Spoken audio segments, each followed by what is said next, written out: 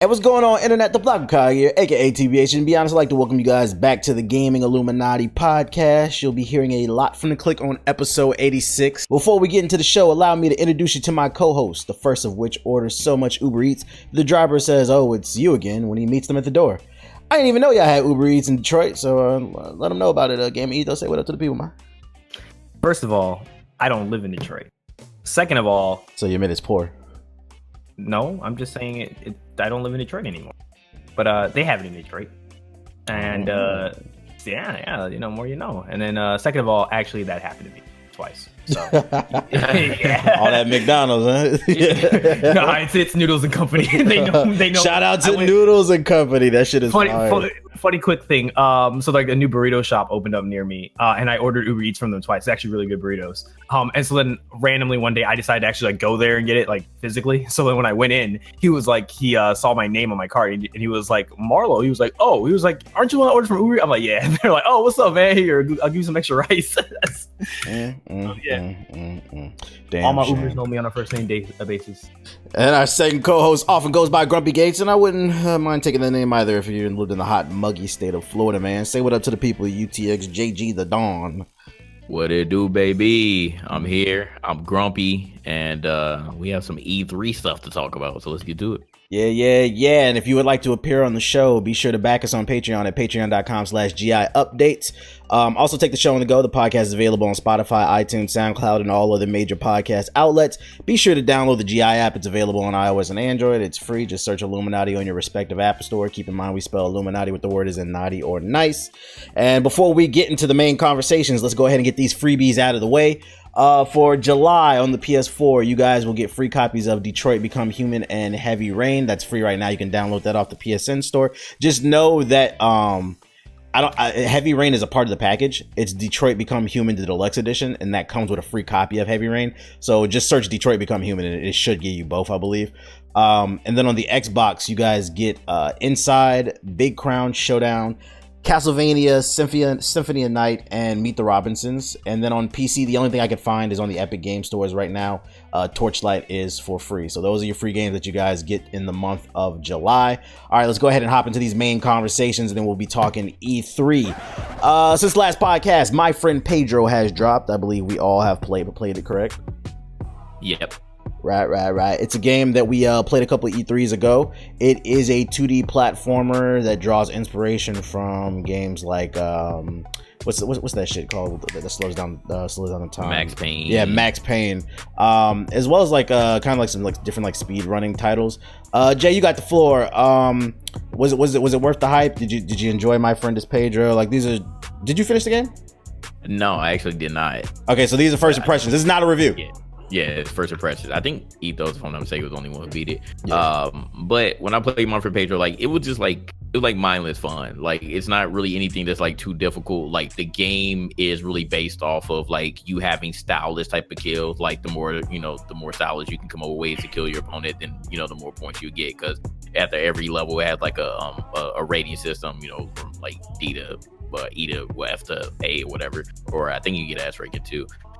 So that's kind of what the game is, but it's like super short. That would be like my only so far negative, even though I didn't beat the game yet, but everybody told me that it was like super duper short. So and again, like the story is like, from what I played so far, it's just like craziness. Like you literally just pop up and there's a freaking banana talking to you, and he's like, oh well, they're coming after you. So like it's just ridiculousness, but like it's super fun though. I'll definitely recommend it, and it's cheap too. Like again, like for the length, I would say like anybody who just wants like a short type of game that's like super fun and is based off of you doing like stylish kills and stuff, like with certain guns and objects like a pan, get like a frying pan and kick that, and like you can find just specific ways to kill your opponent. I thought that was super fun. So again, like any type of game like that that's super cheap and it's worth a couple of hours of your time at least. I think that's a recommendation for me. But I just wasn't expecting it to be so short initially, like we saw at E3. But I think it was still a very, very decent game, very decent and fun game. Yeah, if there's nothing you have to play right now during the summer, it's definitely worth picking up. It's a lot of fun. It's like a mix between Max Payne and like almost like Devil May Cry because of the style points. So I think speedrunners are gonna really like this game. because it's one of those games where like there is a story, but like nobody's really playing it for the story.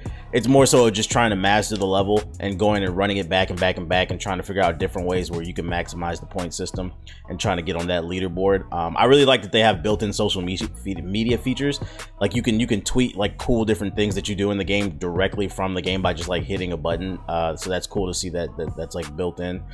Like the one critique that I have on the game is I did notice as I've gotten, because I'm pretty sure I'm towards the end of the game, I did notice that like I think the first like half of the game is stronger than the second half in terms of like level design. It feels like the first half of the game the levels tend to like they flow together better, versus the second half it's kind of like there's like these like sewer levels where it's just like you're kind of just going left to right and shooting shit, and there's like a couple moments where you can like string some stuff together, but like it just doesn't feel like the levels flow as well as the earlier levels. What about you, Ethos? How you feel about it?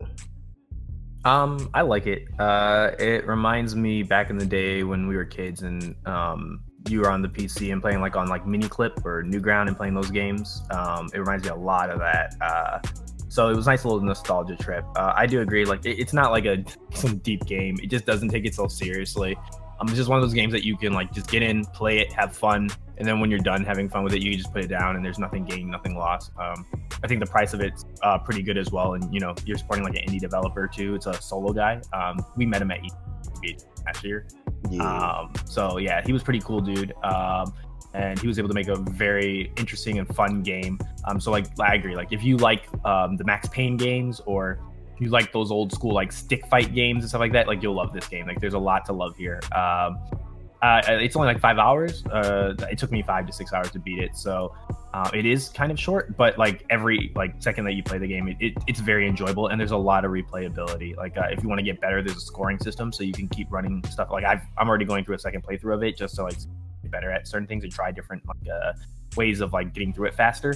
So there's always that fun aspect. The only thing I feel like this game needs is, it would be honestly to keep the game alive longer and have more value, would be just to add a map editor. I think like if the community made maps for this game, it would be really dope. Like kind of like how they do Mario Maker, they did that for this game. I think it would be really fun. But that's it. True.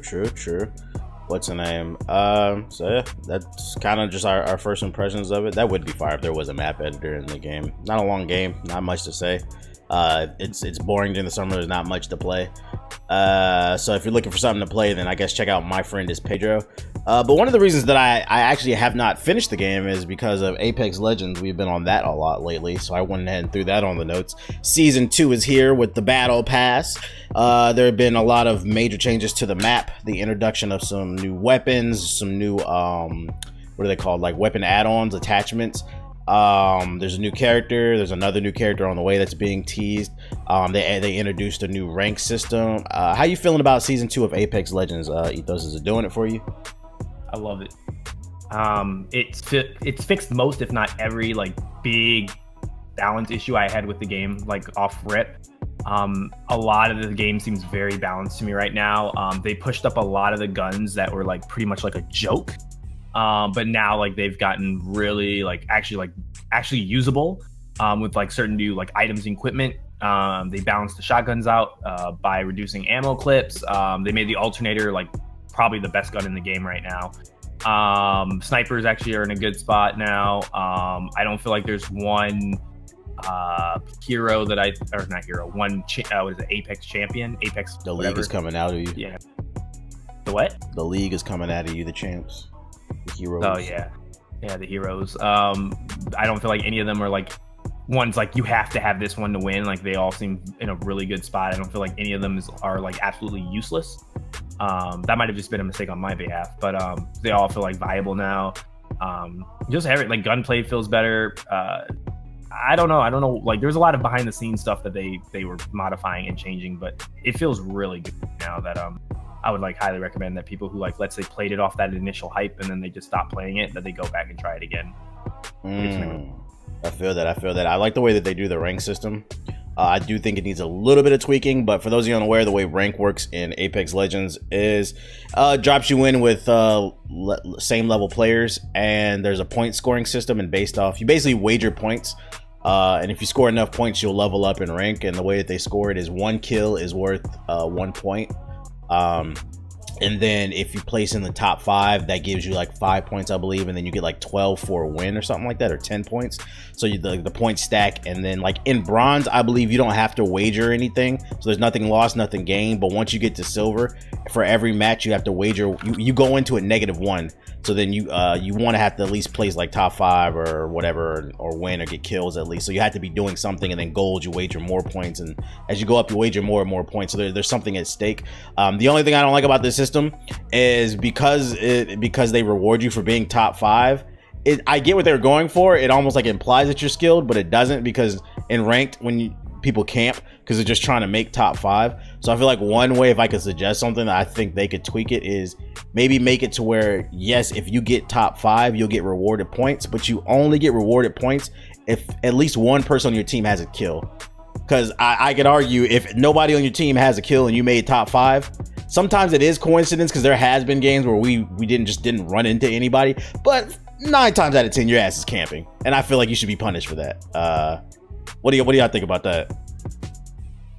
I mean, I'm not opposed to that idea. Yeah, I think they can also boost a little bit like the amount that kills count. I think that would definitely encourage people to stop from hiding. Is that if you give them more points for getting kills, maybe it might turn into a little bit of TDM, but I think that will definitely solve the issue of people cowarding.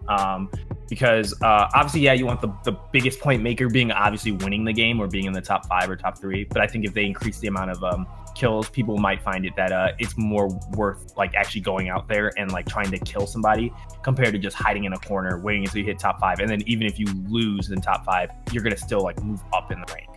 Right. So yeah, that, or maybe reduce the amount that you get for reaching top 5 and top 3. Like make it where like maybe if you hit top 3, then you get like a good amount of points. But top 5, like you really won't get anything. And then if you win, that should be the number 1 reason why you experience. Got you. So basically, don't put as much emphasis on reaching top 5 and put a little bit more emphasis on actually getting kills or knockdowns. Getting kills. Yeah, because you can accidentally get to top 5. You rarely will accidentally get to top 3. Not even paying attention. I feel that. Yeah. Not even running into anybody, just hiding off edges of the map and stuff. What's the name? They boosted the circle, so like the circle now does like hella more damage in rank than it does regular. So I think like that was the start of them like trying to prevent people who were like hang off, like to make sure that they like hang off to the last second.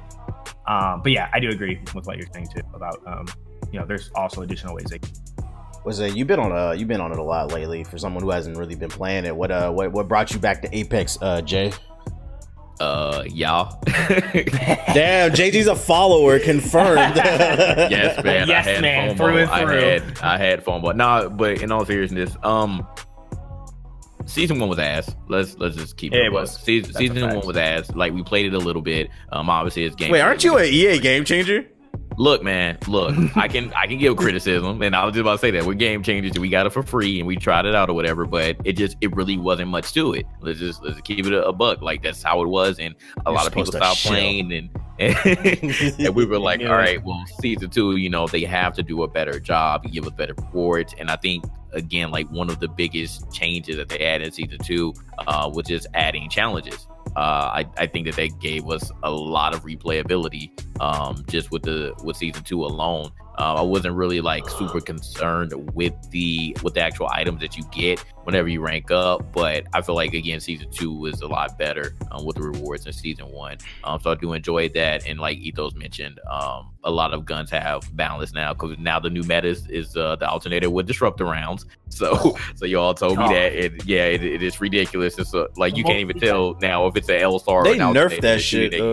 They did like a server side patch or something, bro. Because I cannot find it. Yeah, you don't. No. Well, I found it last night, and it still murders people. But I'm talking about like the drop rate. They definitely nerfed that shit. It is hard to find. It's like the top tier gun now. Like it feels like there's only maybe one per match, and you got to be lucky to find it. Like to the point where like, because before it would be like I would just grab an alternator because I knew by the end of the game I would be able to find one at least off of somebody's box. Now it's like by mid match, if I don't find that disruptor round, I just drop it and carry a secondary because it's not even worth risking it.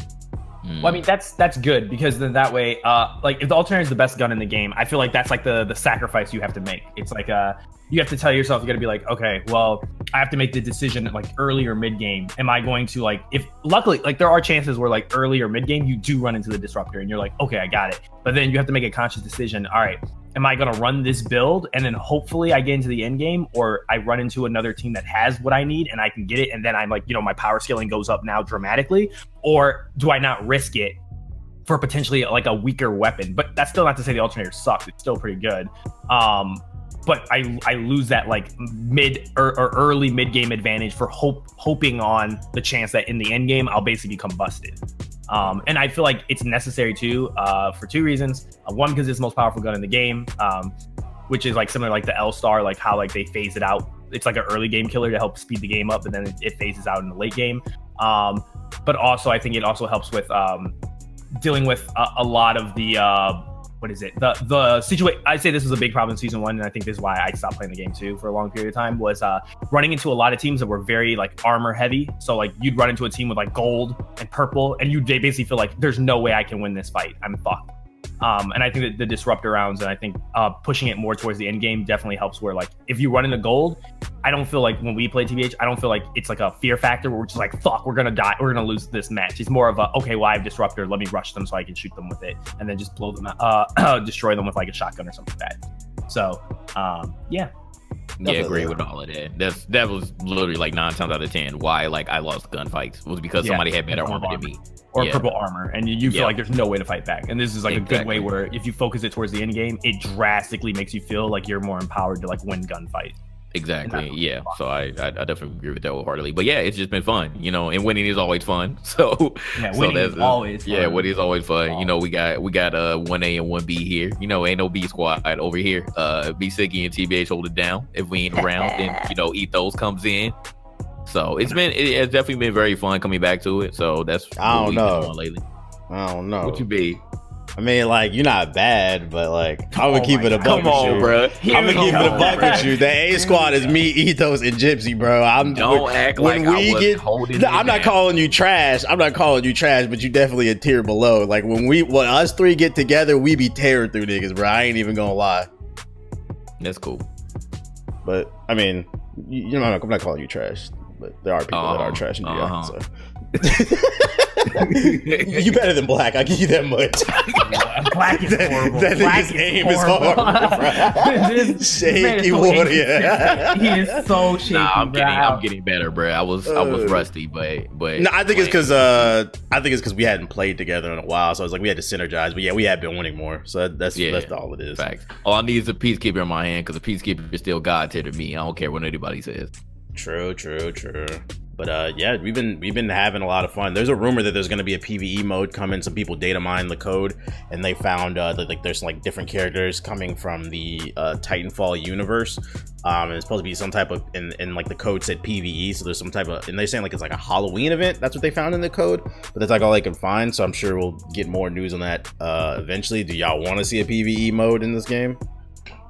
Why not? Not really, no. Why not? I don't care. Man, if it got some cool ass skins or something, then maybe. But I'm not really that. Yeah, like interested. rewards is cool. I'll play it, but like I'm not excited for it. I'll say that. Like I could, like whether it's in there or not, like I don't care either way. So what do y'all want to see in season 3? Like, what do you feel like they need to do to get it to like? Because I just feel like now the game's on the right path. But what do they need to do to compete with Fortnite? Because it's not competing with the Juggernaut.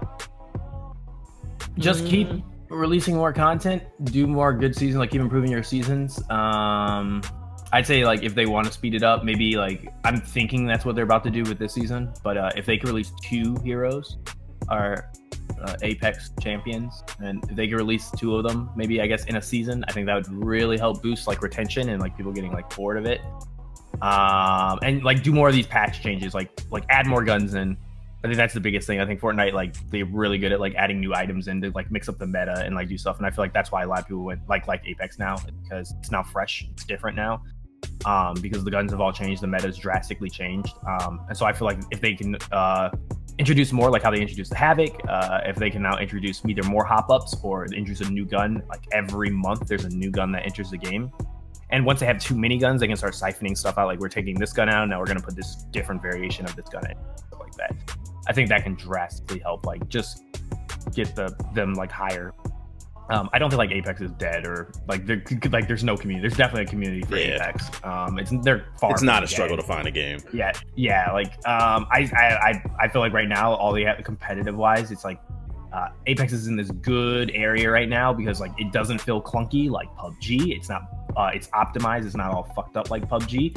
And ultimately, it just comes down to like honestly preference. You either play, Fortnite because either all your friends play it, or you like that whole building style, or you're one of the people like me who just hates building and I hate that mechanic so much. And because of that, you rather like do something. You'd rather play like a straight up just like shooter game. So, and I feel like Apex fits in that perfect mold for people who don't want to play that like extremely tactical, realistic game like PUBG, but they don't want to play this like cartoony builder simulation game like. Also, unlike PUBG, they didn't take a whole 2 years before they addressed the fucking cheaters and hackers and shit. Article just came out today. They said Respawn is on y'all ass, them people that be cheating, because there's definitely some people, at least on PC, that we run into. I'm like, all right, bro, your aim is a little too laser, bro. Like, they said that they're gonna be putting the cheaters in the same lobby. They ain't playing with other people, so they on y'all ass. They coming up with algorithms to find y'all, and I'm snitching. I'm reporting if I feel like your aim is a little sus. Report every one of them. Yeah, ban everybody. Mods clear the chat. So yeah, shout out to Respawn for getting on the right path. Excited to see what they do with the future of the game, and I will continue to play it if they continue to support the game and do things right. All right, so let's go ahead and get into this E3 portion of the podcast. It has been like a month officially since E3 ended, and you would think we'd do a podcast like right after E3, but like that shit was, I'm gonna go ahead and say that shit was boring this year, bro. I have never been so uninspired to talk about E3. I'm just like, I had to spend like a whole hour researching fucking what was even shown this year, and like when I got down to it, there were a lot of games shown, but it was just nothing that really is just like, wow, I really gotta fucking play that game. How y'all feeling about E3 this year overall? What about you, Jay?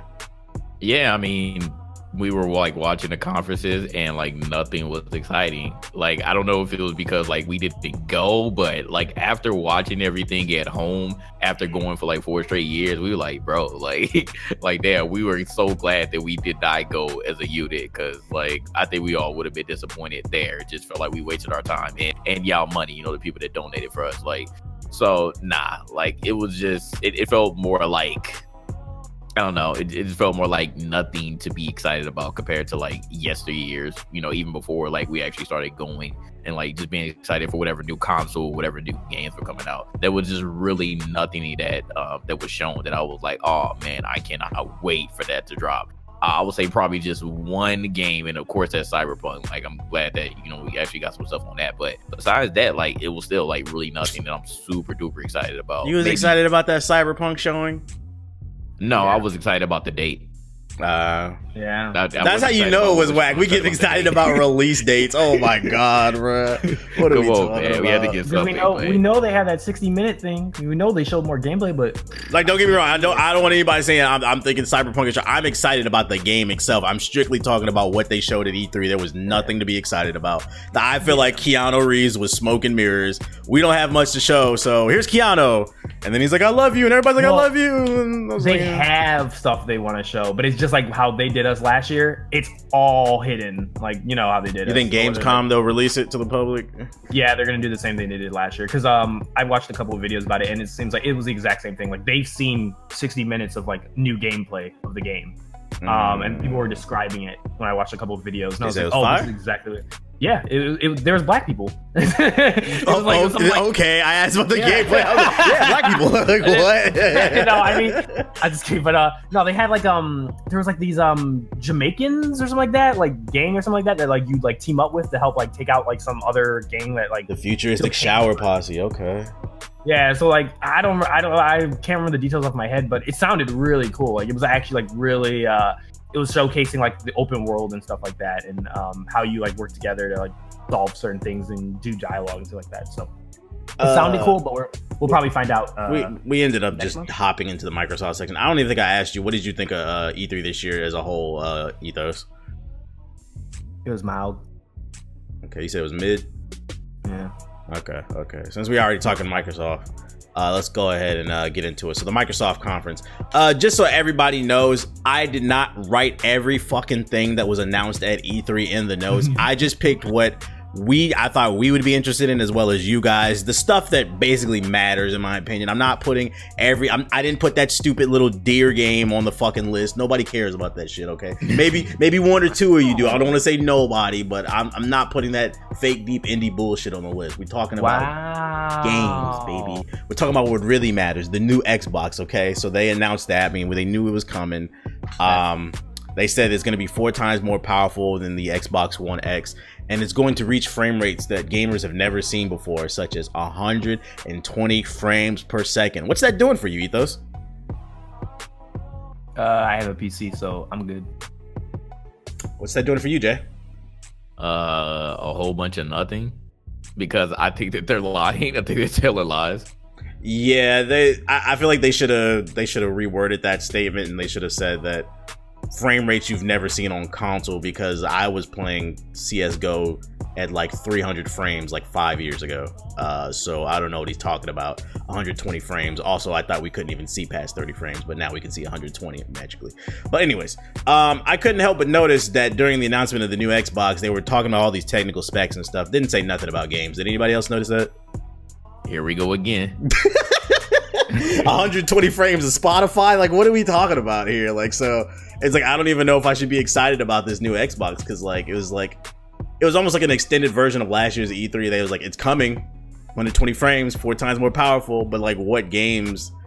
I think they said Halo Infinite is a launch title for it. Did they say that or something like that? I don't know. I don't even remember. Who knows? We may never know. So yeah, Microsoft also announced the new controller, new Elite controller. Anybody?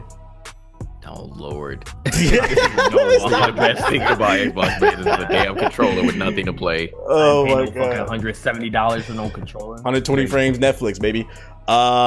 Bleeding Edge. That's a new game that was announced. Excuse me. That's from Ninja Theory, right? That's one of the 7 studios that they picked up. Correct. It's like some type of 4v4 combat game. I'm still kind of confused on that. There's supposed to be a technical alpha this summer, but they didn't really explain what the game was. Is that a MOBA? Like, what is that? Yeah, it's 4v4 combat. So I don't think it's exactly a MOBA. I just think it's just a 4v4 like beat 'em up type of thing. So I mean, it could be, but I don't think that it's really going to be objective based, or at least from what we've seen. We literally know nothing about it. And I remember like signing up for that beta, like I heard nothing. So I'm like, did they do it or not? Like, because I don't even know. I guess I just didn't get picked. So okay. So a 4v4 brawler. Okay. Yeah. Where have I heard that before? What was it? Monolith Paragon? That was a really good game. Fucking asshole. Fucking asshole. Is Bleeding Edge doing anything for you, those? I gotta see gameplay. I don't know what this game exactly is. It was this was the year of CG, bro. It was hardly any fucking gameplay, and that's what was blowing me. It was like, what are we supposed to talk about? Like, yeah, Battletoads. Did that do anything for anybody? No. 2019, man. Like, I don't even like the art style of Battletoads. Like, it really like turned me off. I'm not interested in that one at all. And like the side-scrolling beat 'em ups were like some of my favorite like games growing up, but I'm not interested in this one. I just hope they make it as difficult as they did the original Battletoads. I know a lot of people are going to be upset if they don't, but I'm not really interested in it. Yeah, I didn't even play the original when I was a kid, so this didn't do anything for me. What I have on my notes that I did like, I was interested in is they showed some Psychonauts 2 gameplay. Now, I'm a big platformer fan, so that did look really good to me. So shout out to them for that. But it was very brief. It wasn't much to like break down there, especially because we've been waiting like 2 or 3 years to see something. I thought they would have shown a little bit more, like a 10-minute stage demo. But the little bit they showed, I'm definitely gonna be picking up Psychonauts 2. That shit looks fired. Are y'all into that?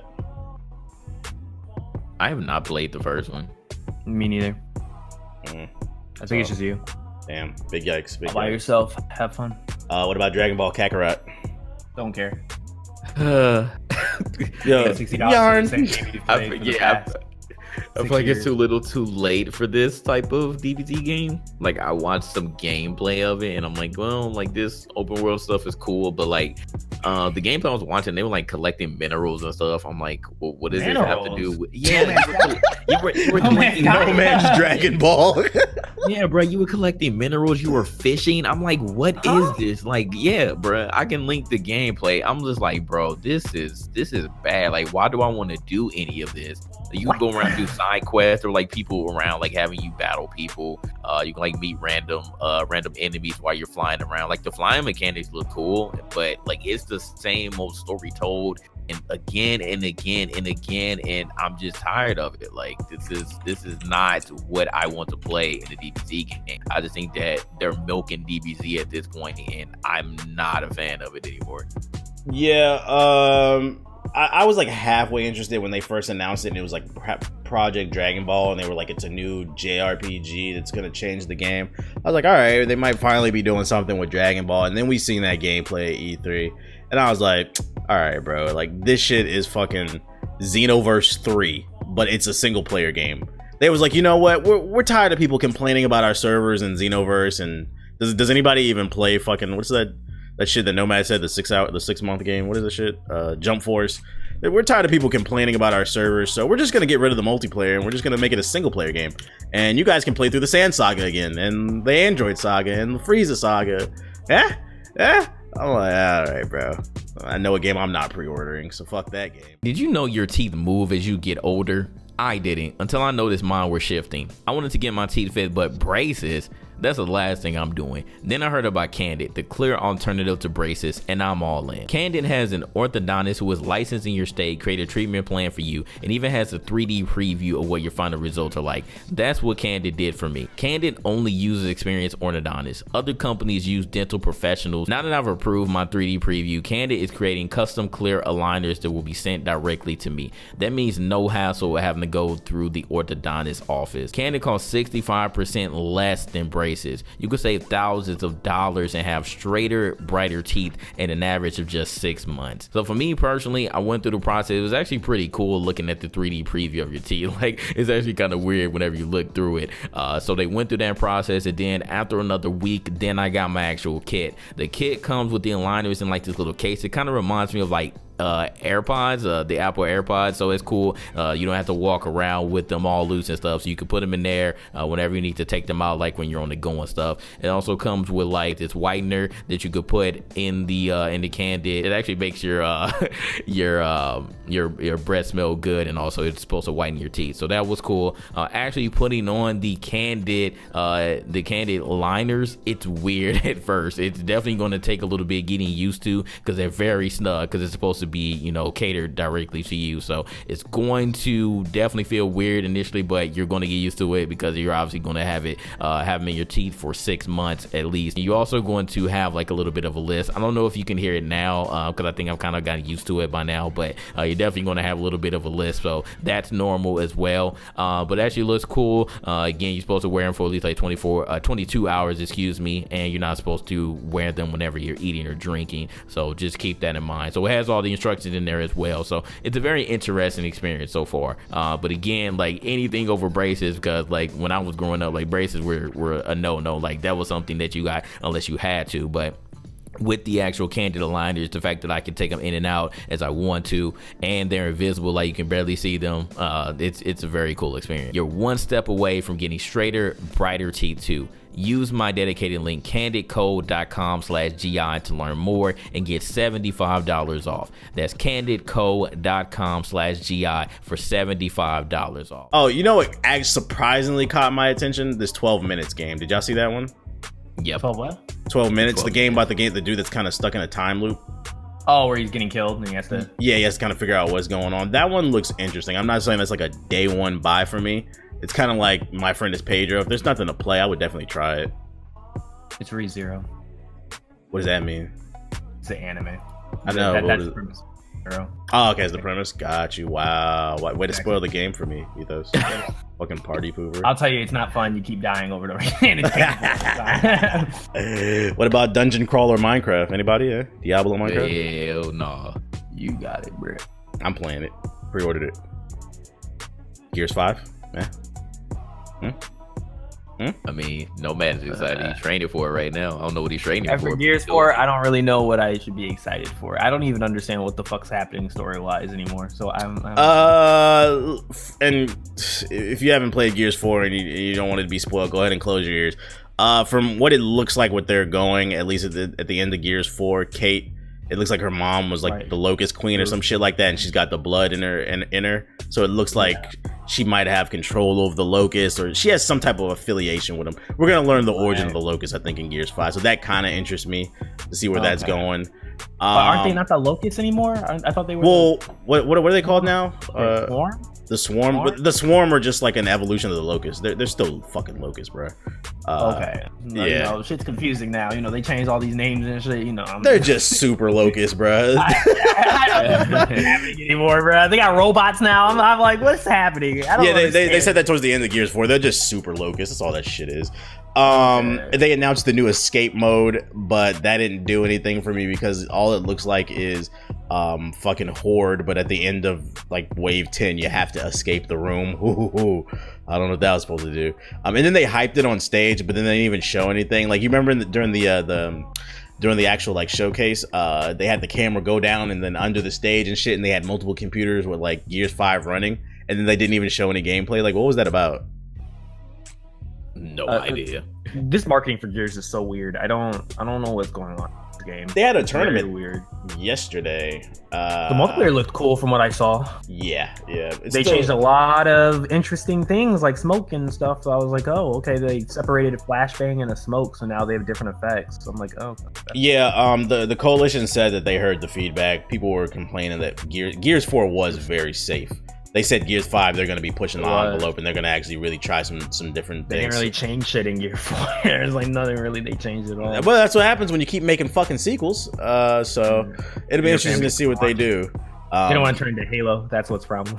Yeah, Gears 5 could be one of the most interesting entries, or we can get another Judgment on our hands, because they definitely tried some things with Judgment that nobody liked. You could get a Halo 5, too. We'll see what happens. I don't know about that.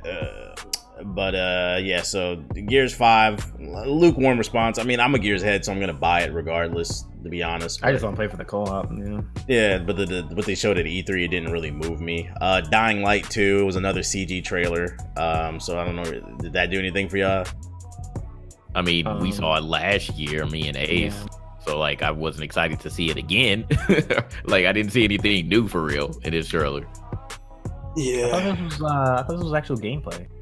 It was CG, I mean, CG and gameplay last time too. So. It was a mix of both, but it was like real short clips. No, you're wrong. It's a gameplay trailer. Correct your mistake. Nah, okay, so you know what? I might be getting it confused with the PC one. It's a gameplay trailer. I'm looking at it right now. All right, well, I saw gameplay last year. Okay, I'm getting it confused with the PC one from Dying Light 2. Okay, my fault. Yeah, this is definitely gameplay. No, I mean, it looks cool. I love Dying Light 1. I know we had fun playing it, so I'm definitely excited for this game. It said in the trailer that the main character is like infected, so I'm interested to see what that's going to do for the game. Right. Are we going to get zombie powers? Like, that's is it just a story thing, or are there going to actually be gameplay implications? Yeah, that would be pretty fucking cool. You think multiplayer will return to Dying Light? People forgot that they had it. They better have co-op, bro. Yeah, multiplayer was actually pretty fun. Yeah, co-op. Yeah, one thing that I actually almost got really excited about is the announcement of Phantasy Star Online 2 coming to Xbox.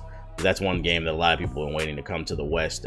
Thank God. And then they said it's not coming until 2020. I'm like, all right, so why did y'all announce it? Like, come on, man. Like, come on, dog. Come on, I want man. to play Phantasy Star. I love that game on the PS2. I loved it. For those of you unaware, you can play Phantasy Star Online 2 on PC, but you have to jump through like a bunch of different hoops. You got to get like this Japanese translator and use these specific servers and shit because it's exclusive to Japan.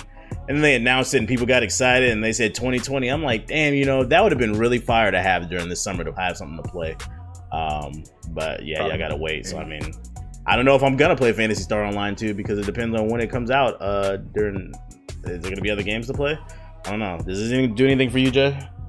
I never played Phantasy Star, so that's all y'all on this one. You never Dreamcast? Really was a fan of this one. I did, but I never got Phantasy Star. I never got into it. Okay. You was a Sonic Avenger type guy. I got you. Yeah. Halo Infinite. There was a new CG trailer. Still no gameplay. Don't know what I'm supposed to be excited about here. We saw Master Chief. We saw a guy talking to Master Chief. And yeah. So I think this one's supposed to be more open world than other ones. It's like a soft reboot or some shit like that, but it's kind of hard to tell because we still haven't got any gameplay. I was reading somewhere that it's rumored to be a launch title for the new Xbox. Don't know. They didn't confirm anything. Did Halo Infinite do anything for y'all? All right. So I just got done with all the notes for the Microsoft section. It was about an hour and a half of just cutscenes. What would you grade the Microsoft conference, Ethos? It was all right. C. Okay. What about you, Jay? C minus. True. I give it a D plus. I'm not giving it a C. That shit was boring. It was boring. And you know, it's really annoying too because I don't know if y'all remember, like right before E3, like there was a rumor, Microsoft was about to come out swinging. Yeah, they came out swinging and missed. So yeah, that's Microsoft. Nintendo did their little, Where's Sony? All right, bro. You know what's going on. They're working on new PSVR games or something. Something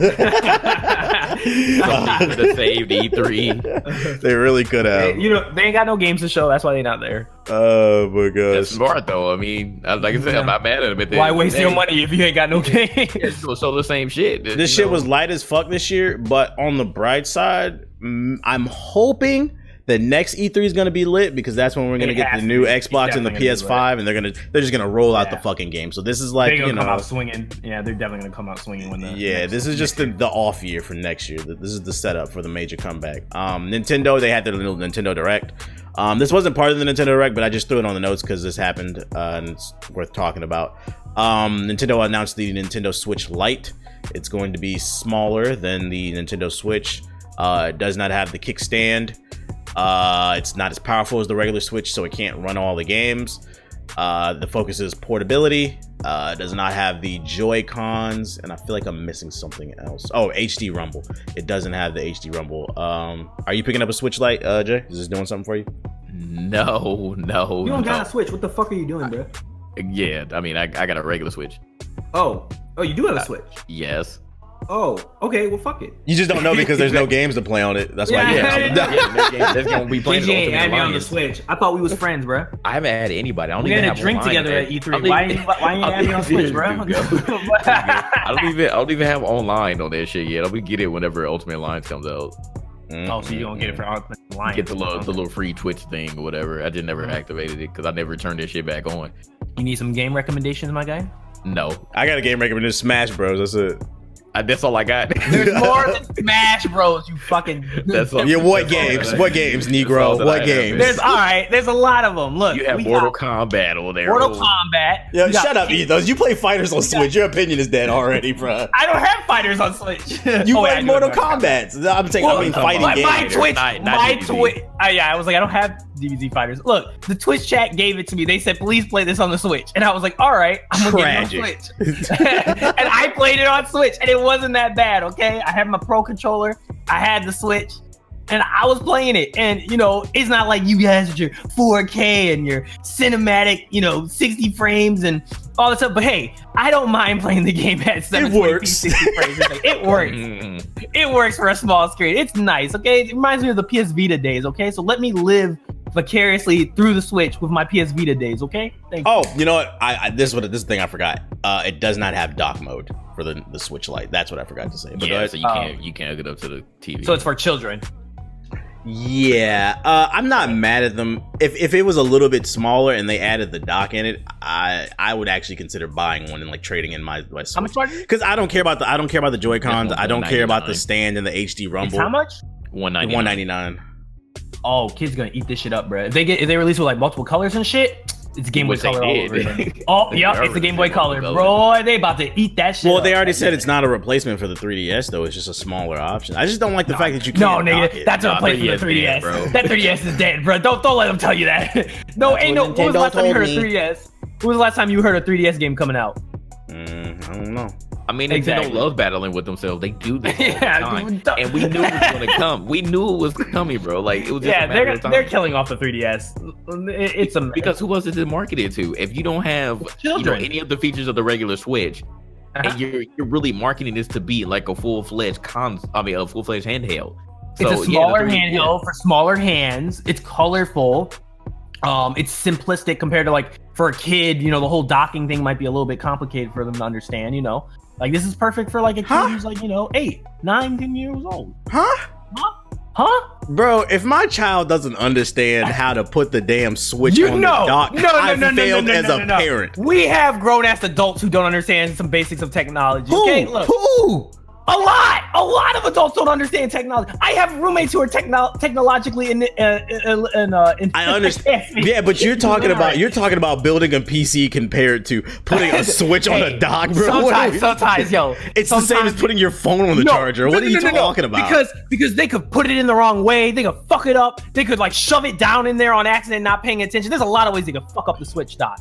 Hey, remember how people mess up the Joy-Cons? Children, bro. Yeah, how they mess put up the Joy-Cons on the wrong side? Yeah, how it got stuck and they couldn't, and they ripped them off and broke them. Society, I'm looking at you y'all. can't take that. Society. Grown people did that. Yeah, Y'all making me grown-ass lose men did that hope. shit. They're Hope. stupid, bruh. People are stupid. This is supposed to be Star Wars, A New Hope, but I don't have no hope right now. No, it ain't no hope here.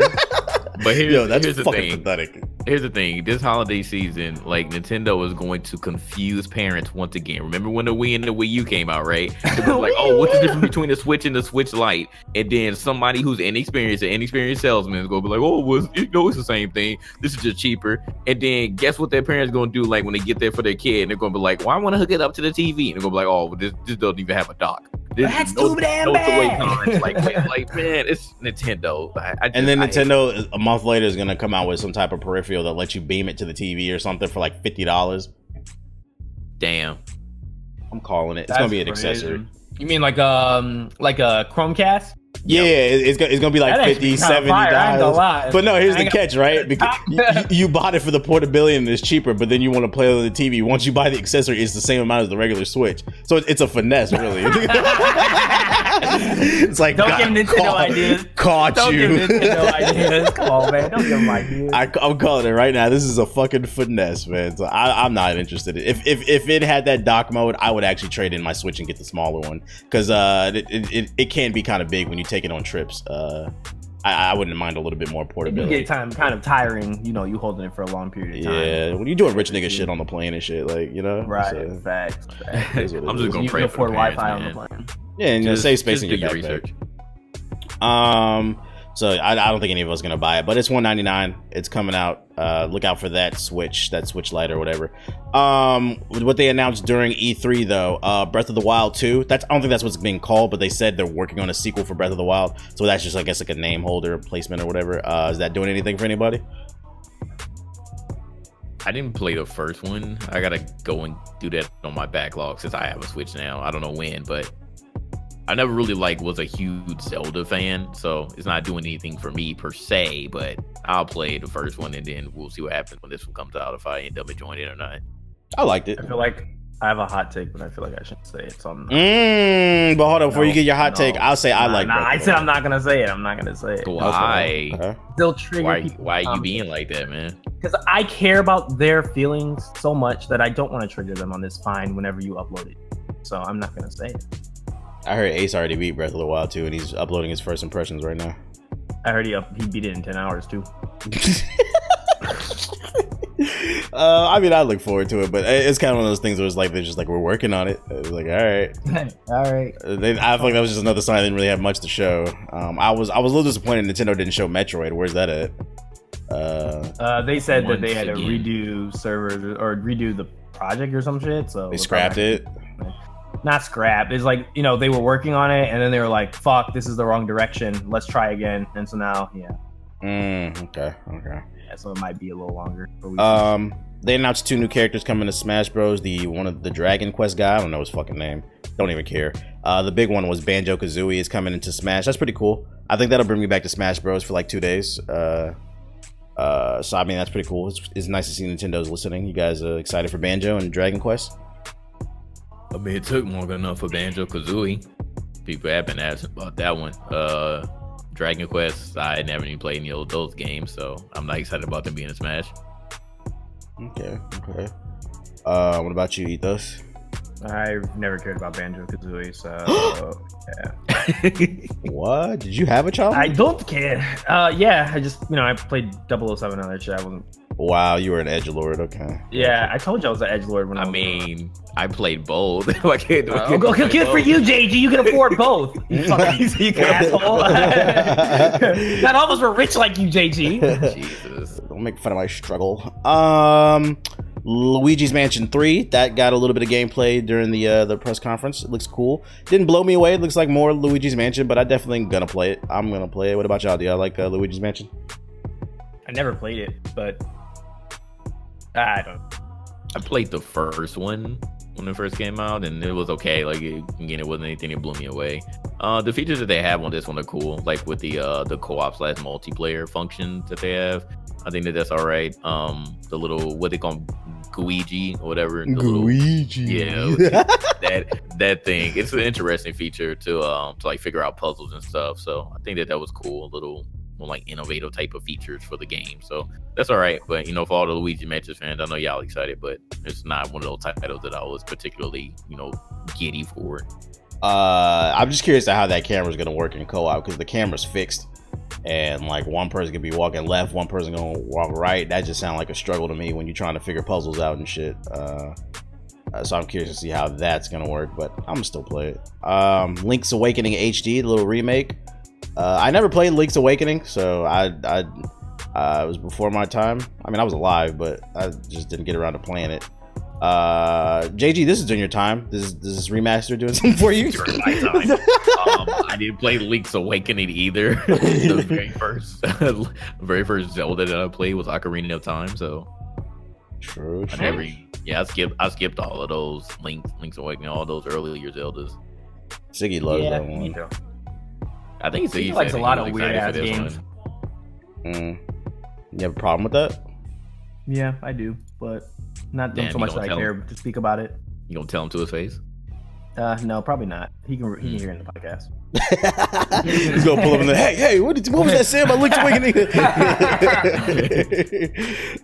So I mean, I'm pretty sure that's exciting a lot of people, because a lot of people like that game, but it's like none of us played it, so it's like whatever. Yeah. I only put Mario and Sonic at the Olympics for two reasons: A, who is buying these games because they keep making them, and B, the kids. B, Skate 4 confirmed. I don't know if you guys saw it, but they were skateboarding in the trailer. I was like, oh, okay, this got a little Tony Hawk in there, a little Skate 4. Like, y'all picking up this Mario and Sonic at the Olympics? Skateboarding finally gets its proper shine for the Olympics. Is it in the Olympics? Am I missing something? Well, no, they generally have X Games. I don't think that they've officially put it in the Olympics, unless they're going to do it when the Summer Olympics comes around again. So I don't know, but I don't think it's been in there. I know snowboarding's been in there for the longer, but I don't think they put skateboarding in there. That's why they've had X Games for so long. That's the Winter Olympics. Okay, it's different. I know, but still. But this is not Mario and Sonic at the Winter Olympics. This is Mario and Sonic at the Olympics. It's different. There's a whole separate franchise, okay? Get with it. I only play Mario and Sonic at the Olympics when I'm at Dave & Buster's or something. You're pissing off all 0.5 of our Mario and Sonic at the Olympics fans, okay? every 4 years you get a new game. How about that? And then Nintendo also announced the Animal Crossing New Horizons. Couldn't tell you what's new in the game. Probably just more chilling, more digging holes and talking to the mayor and why. Does anybody a big Animal Crossing fan here? Does it do anything for y'all? I've never played Animal Crossing. A lot of girls I know played Animal Crossing, and a lot of dudes too. And they seem to tell me that it's like Sims, but like with animals, I guess. Yeah. I kind of want to try this new one just because like they were crying for this shit for like 10, 12 years. So like I feel their pain as a Splinter Cell fan. I feel their suffering on a personal level. So I might try the game out and there's a rumor a new Splinter Cell game is coming. Let's shut up. No, it's a VR game for the Oculus Rift. Shut the fuck up, bro. I swear to God, bro. Every time I hear Splinter Cell news, it's always disappointing. I don't want to hear it. That's what they said. Until I see a Ubisoft actual like demo, I don't care. You know who I was actually surprised to find out as an Animal Crossing fan, a big Animal Crossing fan? Our very own Flock. He said he loves that game. Yeah, he was talking about it the other night. I was like, what? He said, He said he put a lot of hours into the original one. It Yeah. was guilty pleasures, man. Of everybody, Flock. Yep. You have to think of but when you think about it, it makes sense because like from what I've seen, I've never played Animal Crossing, but it does have a fire like relaxing soundtrack. I've heard the music, and like when you think about it, like it's very serene. It's very yeah. Flock is a very angry black man from Chicago, so it probably relaxes. Probably relaxes him to play some Animal Crossing. You know, you got all those bullets whizzing past your window and stuff. Just, Come on, man. Helps him enter a place of serenity. You know. Someone should do like ASMR, like you know how they do the lo-fi videos. They should do like lo-fi of like Animal Crossing, but like in the background you hear like gunshots and shit going on. If you're watching, if you're watching the video version of this podcast, please hit the like button. Spam the like button if you guys want to see Flock do a Animal Crossing Let's Play and Animal Crossing tips and tricks for the GI channel. We'll make them do it too. That should be fucking great. Yeah, we gonna make that a Patreon tier, bro. Flock play Animal Crossing. He's gonna have to borrow one of his son's Switch. Oh yeah, he said, I'm never gonna buy one. I'm never gonna say, yeah. Now he's gonna have to get one. Oh my Donate goodness. Flock a Switch so he can play this. All right. But yeah, that's all I got on Nintendo. What would y'all grade for Nintendo's E3? A B. I give him a C++. They at least had some game. Still did not give me the game that I wanted, man. I need that Metroid, bro. I'm tired of this. Breath of the Wild 2, Banjo, Luigi's Mansion 3, Fire Emblem. Is there a grade between B- and C+? Like, it's not. I don't want to give him a C, but I don't want to give him a B either. Like, oh wow. Okay. Give him a C, bro. Stop playing. C+, I guess. Like, it wasn't. It could have been better, but it was better than Microsoft's. But it wasn't that great either. What about you, Ethos? B. Okay. Nintendo's catching a little W. Just a little W. Yeah, but just to confirm, because I had to look it up for the people going to bash my head in about the Olympics. Yes, skateboarding will be in the 2020 Olympics. Oh, okay, so that makes sense. Time. Yeah, that makes sense. Okay, that's cool. Isn't gaming supposed to be in the Olympics too? Like I know again that's been an X game, and it's been talked about, but I heard they were going to do it for 2020, but I haven't. I remember I saw articles, but I couldn't tell if this was like, you know, like some fake news shit that people were just like trying to like piss people off with, or if it was like legitimately being considered. I don't know. Let me look it up. Okay, so not next year, not for this Olympics in 2020, but it's being considered for 2024 in Paris. Okay, there it is. What's the name? So I only brought that up out of curiosity. How would that work if they made a Mario and Sonic at the Olympics and like esports is in the Olympics? Like that'd be like super meta, where like you got to play a game within a game. Ooh, to win the game. You have to run. You have to run while you're playing the game. I'm just curious to see running around the track. I'm just curious to see how they would do that esports mini game inside of like an Olympic game. That's all I would want to see. That's the only reason I brought it up. So I guess not this year, but I think somewhere down the road, esports is going to end up in the Olympics. Let's talk about a shithole. EA. Oh my god! Aren't you a game changer, sir? I don't care. What's the name? So EA, they did the EA Play thing. I was actually at EA Play, and I'm gonna tell you right now, bro.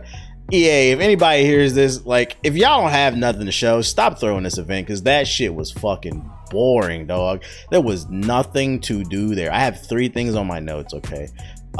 They showed Star Wars Jedi Fallen Order gameplay, FIFA, and then they showed Madden, I think. And then they announced Watson, but I mean, it was like, it's Apex Legends. I mean, it's a free-to-play game, so it's like, and we already talked about it too, so. And if you Battlefield, just shut up. You want no.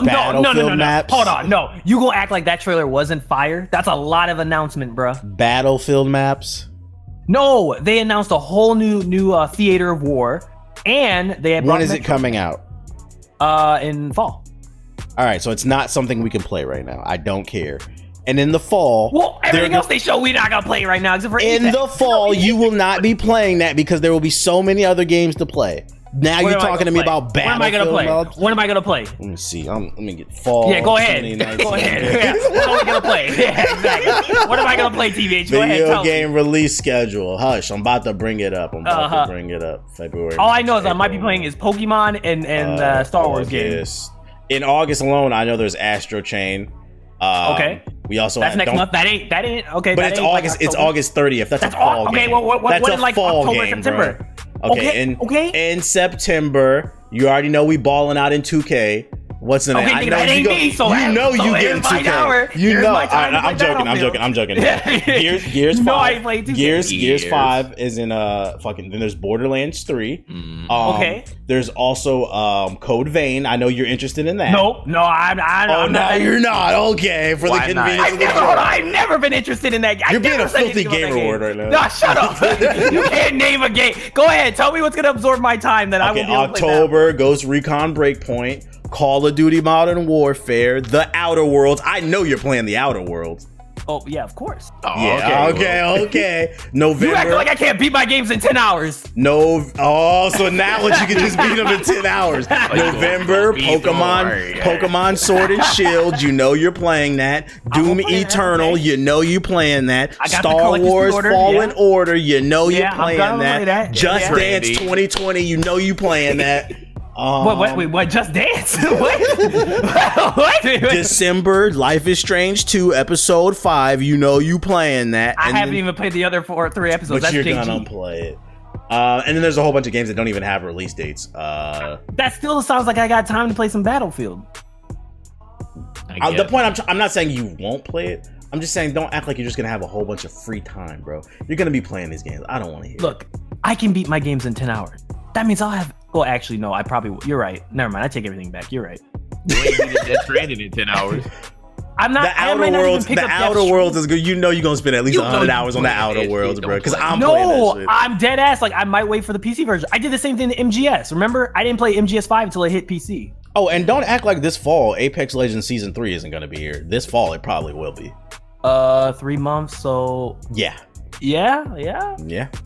So we're. The game could end up being horrible. You don't know. They might make it work. But we got to give them the benefit of the doubt based off Season 2. They're going in the right direction. Okay. They might, if they have Titans, yeah, absolutely. Or wall running. Yep. But back to shithole known as EA. Star Wars Jedi Fallen Order gameplay that was revealed. It looked really dope. I'm not gonna lie. I didn't understand the Force Dark Whitaker Souls thing. of Star Wars game. Oh my god. It looked really good. It was refreshing to see a game like this just because I'm so sick of all these fucking open world RPGs where you have a million different options that actually don't do anything for the fucking story. It's just options for the sake of options. It's nice to see a game in 2019 where it's like you run this way, you beat some motherfuckers up, and the story progresses. Like every game doesn't need to be 100,000 hours. Okay, sometimes I just want to smack a nigga upside the head. How'd you feel about this, Jay? I thought the gameplay was cool. Like when we were watching it live, a lot of people were like, "Oh, well, like his lightsaber feels heavy," and like they were just like overly critiquing the game. I felt like, but I thought from what we saw that it was decent. Like I'm actually excited for it. I think one of the best features is when he was using his force powers and he forced an enemy into the bullet that the enemy shot. I thought that was lit. Like it was just like little things like that. Like I thought that was pretty cool. So like from what I saw, and it has like some decent platforming elements. We jumped across from one thing to another. Like I thought all this stuff was cool. And then like when we actually did the duels with someone like the mini bosses, I thought that was all right too. Like I didn't really story could be fire. Also, I could argue, didn't they said he's a Padawan. He's not a full-blown Jedi master, so maybe that's why his movement's a little bit clunky because he hasn't mastered what he's doing. Maybe you'll get better along the way. Everybody that says that shit is stupid because they don't have context. You said people don't read the link? All the people who criticize animations and okay, this is I'm not gonna lie. The conversation discourse around this game has been like triggering for me. Like I've been getting like low key kind of like triggered because like people are literally comparing this game to Force Unleashed. And yesterday I played Force Unleashed 2. Granted, that's the worst one, but I played it because I played the first one, but I never played the second one. Like fully like beat it because it was that bad. And the whole thing about like decapitation and all this other shit and like, oh, it's not an action game like Force Unleashed. First of all, Starkiller is a way different person than this new character. Like one is like a fucking like psychopathic emo kid who runs around murdering a bunch of people just because like he doesn't know who he is and like cares about this girl. And the other guy's like a Padawan who's literally hiding for his life, who's not even like a fully trained. Not to mention that Starkiller was raised by fucking Darth Vader, by the Vader, greatest Force users ever. So he had a great master. It's a definite difference when people are complaining about like the animations and like, well, it looks very basic and stuff like that compared to like fucking Star Killer out here decapitating people, and they're like, well, why can't he decapitate? Well, one, like, he's a Jedi, he's hiding, and I doubt that he's like that one where he's like really like that, like bloodthirsty. Now it could change, you never know. He might go through some shit in the game, and then, you know, he's like, yo, fuck this shit, and he just decides on killing everybody. But there's no indicator of that, so I agree with you, TBH, on that. The whole decapitation thing is like a non-issue for me. I'm not that like big stickler. I can't believe people are really thinking like, I'm not even gonna buy this game because I can't cut off the arm of a fucking person. I think it's kind of stupid. Way too critical. Yeah, it's way too overly critical. I just think that's just because it's EA. You always gotta find something wrong with them. Like, you can't just ever be like, okay, this seems interesting. I like it because it reminds me of no, I'm not saying it's not Dark Souls. It reminds me of a Metroid game. And that's why I'm really excited about it. Because if they said they're inspired by, they definitely said they were inspired a little bit by Dark Souls, but they said they were definitely inspired by like Metroidvania games, like Metroidvania. So that I find is going to be very interesting because I don't think we've ever had a Star Wars game like try something like this. So it could end up being very unique and cool. So I'm on board with it. I think it's going to be a very cool game, and I look forward to playing it day one, regardless of what all you fuckboys on Twitter say. How you feel about it, Jay? I already said how I feel about it. I know, that's why I was making sure you was paying attention. Yeah. Were you? I get it, even. Got him. I had a long night last night. FIFA 20 that was announced. Talk about it. And the I was slinging dick. What's the name? What's the name? The only reason I even put this on the notes is because FIFA and FIFA 20, they're adding a new street mode called Volta Football. What's the name? It'll be 3v3 rush with no goalkeepers, a 4v4 and a 5v5. Playing in different neighborhoods with like custom characters. You'll be playing in Amsterdam, London, Tokyo. They're like, I don't know. It kind of interested me just because I like the street stuff. Did this do anything for you, Jay? I think this is cool. Like, it's a different mode to play, and this is like giving us flashes of like FIFA Street, possibly bringing that back. I don't know if they're ever going to do that, because, you know, it's what a lot of people been asking for, the EA big studio to bring some of that stuff back. But again, I think this is pretty cool. Like, maybe if they do this and it catches on, maybe we can finally convince them that people love those games, and we can finally see some street games coming back in their other game, Madden and Live. People were complaining though, because they were saying that you won't be able to play against friends like in private matches. You'll basically just get matched up against somebody online. There is online play multiplayer, but you just can't play against specific people like how you want. Why would you do that? Trash. Because FIFA 21 needs a new feature, baby. Private matches. That's why. Come on, it's a money grab. God. They're gonna introduce it next year as a new feature. This year we're gonna have private matches. Like, come on, bro. Okay. Just put it in the game.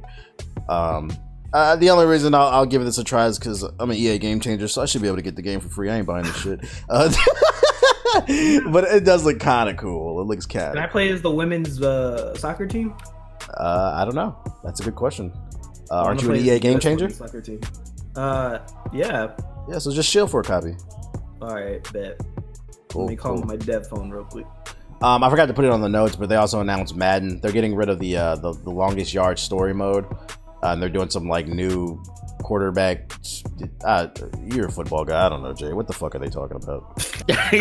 Whatever it is, I know you're gonna be playing it. Yeah, you know, because I'm an EA game changer and I play shit for free, for shits and giggles, and to piss off the Madden community every year. Bruh, that stuff is so funny. It's actually pretty hilarious. But I mean, it's just like whatever the hell story mode that they're gonna do. I'm actually surprised that they're like still like somewhat going on with this, because nobody plays it. Let's just be honest. Like, you play it because, again, like, Madden is your game and you just like messing around and stuff, and it's pretty funny watching you be terrible at the game. But let's go, nobody plays this shit. Like, everybody plays, they either go to straight Ultimate Team, they do that, or they just play online versus random people. So like, nobody cares about this stuff. Yeah, and then NBA Live 20 was absent. It's rumored they're working on it, but it wasn't at EA Play, so that's pretty interesting. I was told that there was supposed to be an event on June 20th or something like that, but that never happened. It was supposed to be like in Brooklyn. There was an event, but they didn't show any NBA Live. It was like a charity event or something like that. So nobody really knows what's going on with NBA Live 20. Is it there or is it not? I will say when I was there at EA Play, I did hear from like a few people that were asking like, where is it at?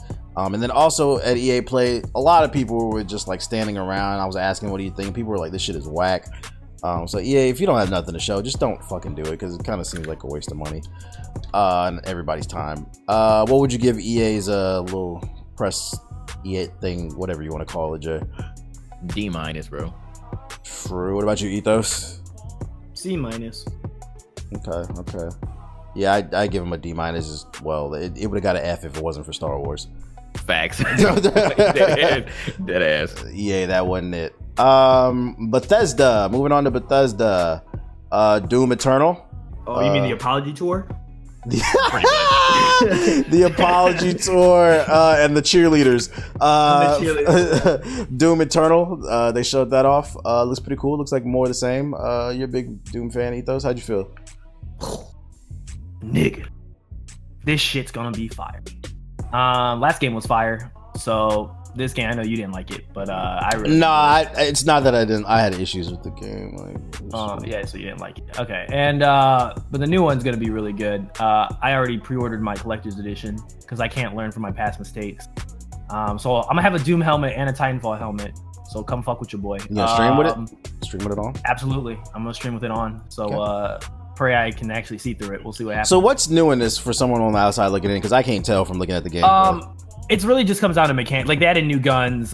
They changed some things around. Like in Doom, the last Doom, like you'd get abilities that's like, you know, like skill trees. They're kind of getting rid of that like modern stuff and trying to take it back more old school, where like you just find pickups and that would like boost you. It pushes the story after the events. Yeah, actually Doom has a story. So like this one seems to have like a bigger push of that. There's this new enemy that's like supposedly going to be really challenging. That's like has like the same skill set that you would have. And they added some new weapons and new abilities as well, and new mobility options. That's all it is. I mean, from a core standpoint, it's not going to look that much different from Doom 2016. It's just they kept the core of the game the same from Doom 2016, but basically they just said, all right, now let's just add more shit and make it more just fucking insane. And that's basically what they've done, which is what Doom fans want. It's just more of the same with more cool ways to murder demons. So you said it has a story. Is the story good? Yeah, like you have to understand, like Doom's story isn't like you're not gonna be like get some deep like meaning or something like that out of it, or you know, it's like a deep complex themes. It's a very simplistic story. It's just how it's like tells itself. It's very Doomish. Like it's just like you wake up and you just like the meme is that like this guy tries to give you exposition about like, oh, you have to understand everything we did was for the advancement of humanity, and Doom guy's like, fuck you, I don't give a fuck what you're saying, and he just smashes the screen, says I don't want to hear none of that bullshit, and then he just goes in and just starts murdering and like pushing. Like there is a story even in the first Doom 2016. There is like an actual kind of cutscene, not like, you know, real like cutscenes, but there's actually like in-game moments of story progression and stuff like that. So there is things you need to know about Doom 2016 in order for you to understand what's going on in Eternal. But the only high level thing you need to know is that basically demons are attacking Earth. That's all you have to know. So it takes place in hell and shit. Well, yeah, like in the first game, like you go to hell. Well, it's like Mars is like a gateway to hell. And so basically in Doom 2016, you're trying to close off hell from getting through from Mars. So basically you spend most of your time on Mars. And without spoiling too much, you discover some things about your identity, and it's kind of cool how they lore wise who the Doom guy is. But from that point on, then certain things happen at the end of Doom 2016, and you can probably piece it together. And now in this game, like basically they're attacking Earth. So the game, the game takes place in Cleveland. That's all I wanted to hear. I just needed a confirmation. I like how all these years he's still been Doom guy. Yeah, it's still Doom guy. Yeah. He's just a fucking ultra badass. Yeah. What's this doing for you, Jay? It's gonna go on my backlog because I still didn't even play Doom 2016. I know Ethos and Anon did, and both of them said it was fire, but I just haven't had time to play it. So I don't know when I'll ever get to it, but if I do get to it eventually, I'll get to Doom Eternal as well. But again, it looked like more of the same. I agree with you, TVH. But from what Ethos' explanation, since they changed some things, it's interesting. Okay. Yeah. I probably won't play it because it's Bethesda and their games don't work. So. Yeah, you have a bad track record. Yeah, I don't know what's going on with them. They're trying to sabotage my build. Fallout 76 Battle Royale. This was funny. This was very I funny actually laughed watching watching this. I Yeah, was because like, they is this real? cheered for it, and I was like, huh? Like, people still play that game? Like, do you have no shame, Bethesda, at this point? Like, is there do you have any resemblance of shame when you like actually thought like, yeah, this will be after us fucking up 76? This is exactly what gamers. They will used like. all that money not giving Lord. refunds to pay for cheerleaders in the crowd. Oh Lord. So, Like, yeah, the fact that like there were people excited about this, like, nah, bro, that you can't tell me that people were legit excited about this after the disaster that was Fallout 76. You were excited about BR and Fallout 76, really? Come on now.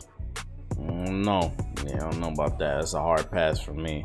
Did you all actually watch gameplay like when they had the beta testing period? Yeah, For what? You talking about? For the BR for Fallout 76. yeah. Oh no! What? There was footage out for it? No, they people were live streaming it. Oh, I'm sure somebody I had didn't even know videos that. on YouTube. Yeah, Was it a watched, mess too?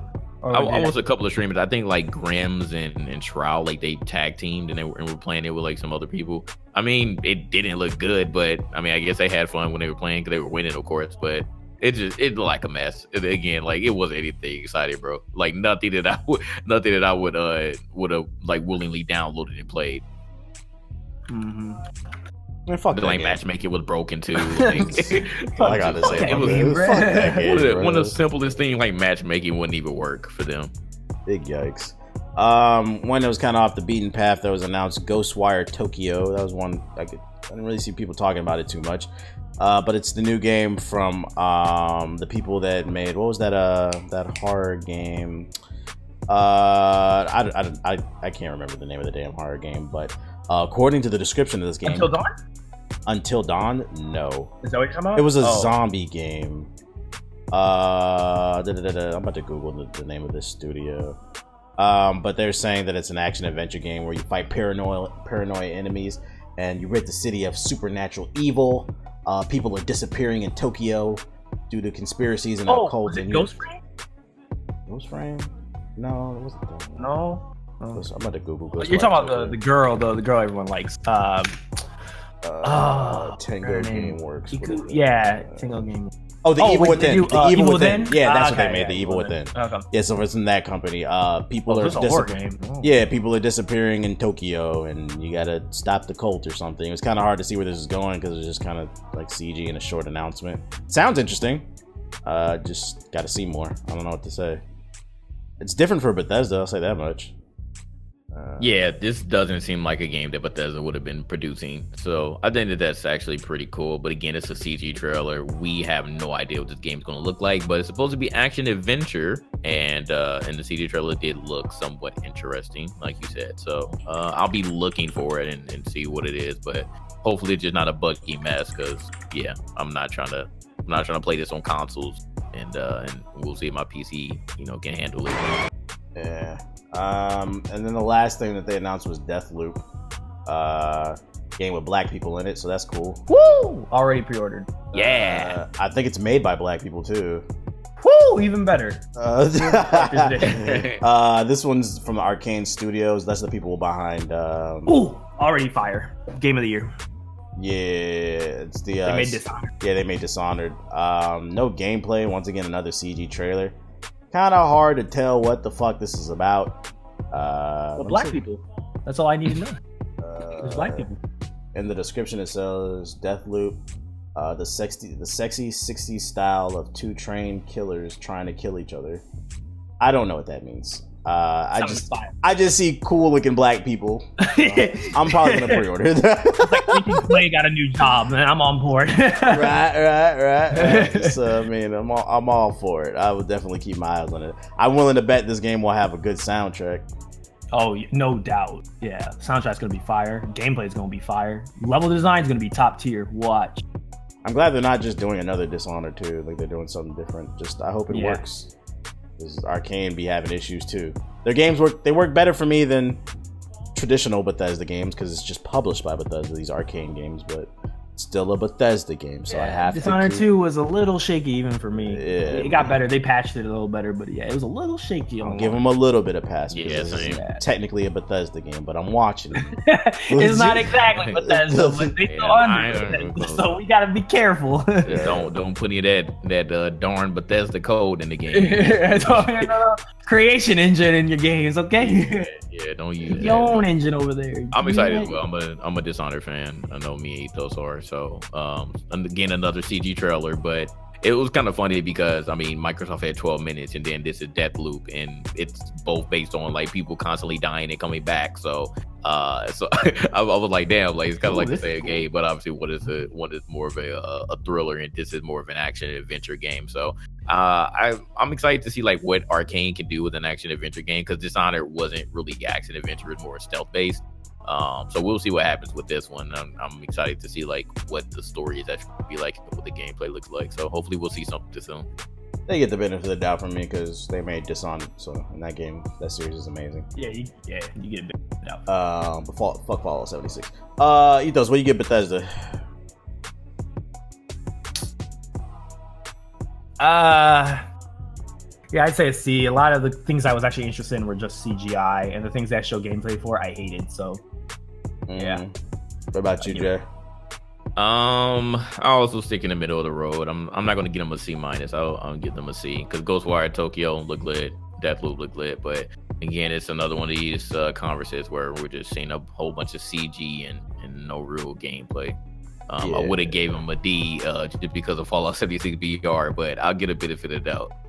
I would actually give them a B. Fuck Fallout, but I would actually give them a B if they showed gameplay for Ghostwire and Deathloop, because those two do have my interest. And then, I mean, Doom's a good game. It's just Bethesda games never work for me, but I'll take your guys' word for it. You guys really love Doom. I mean, if we're actually looking at lineup of games at E3, they had one of the better lineups, even though it wasn't a lot. It's just fucking CG and it's hard to talk about it. So I give them a C as well. Last but not least, Ubisoft. Ubisoft, they revealed the Watch Dogs Legion, aka Watch Dogs 3, takes place in London, and the kind of big reveal here is supposedly you can control anybody in the game. You're gonna have like a team of different people to take down the bad guys. How are we feeling about this, Jay?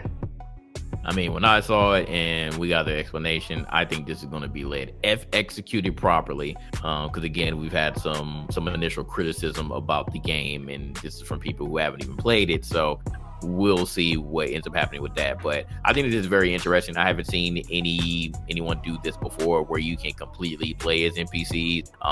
Each one of them have their own different personalities. Each one of them have their own different strengths and weaknesses.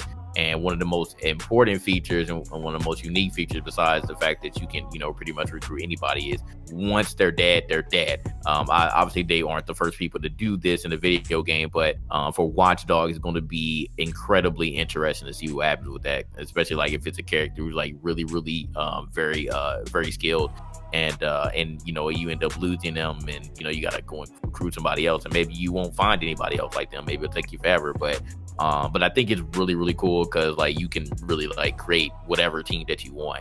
You can have old lady, you have a team of all old people, all elderly people. If you want to, you can have a team of military grade people. You can have like skateboarders, punks. You can do whatever the hell you want. And again, if executed properly, I think it's probably gonna be one of the best Watch Dogs. Okay. What about you, Ethos? It was fire. I'm not gonna lie. I'm pretty sure Ubisoft's proud of it. It is a very ambitious game. Like that idea of being able to play any NPC, just like from a developer standpoint, doing something like that is very tricky. It requires a lot of pre-thought and a lot of like behind the scenes stuff that you have to like keep in mind for, and the amount of assets you have to make for that type of thing. And the idea of like having permadeath too, and like this person will never show up again and stuff like that, and keeping track of all your civilians in your world and stuff like that's, and also all of them having their own like schedule of like things that they do throughout their lives. So like at certain times they'll go do this and this and this. Like that's really cool. I think they're hitting on the original vision they had for the first Watch Dogs, but they couldn't hit it at the time due to the tech. I think they finally they're doing what they really wanted to do initially. where like everyone's connected. I think that was their original like design goal, and I think they're now hitting it. Idea sounds fire. Story from like a concept standpoint seems like really fucking dope. It's like right up my alley. Everything about this game just screams something I want to play, so I'm definitely on board to play it.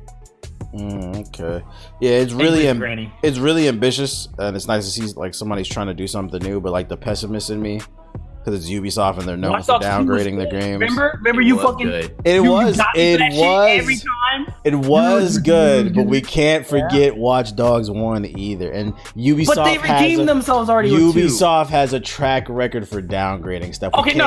Okay, no. Okay, we're gonna stop that right here. Okay, what? I'm tired of people saying this, bro. What recently have they done where they've downgraded a game horribly, or they've fucked up like they did with Watch Dogs? For the past 3 years. Rainbow, there's a lot of stuff. Rainbow was good. What are you talking about? That was 2015. You're talking about a 3-4 year old game? I mean, Watch Dogs was a long time ago too. Yeah, the point I'm trying to make to you is like, don't be surprised. What from 2017 or 2018 have they done to make you feel like you should be scared?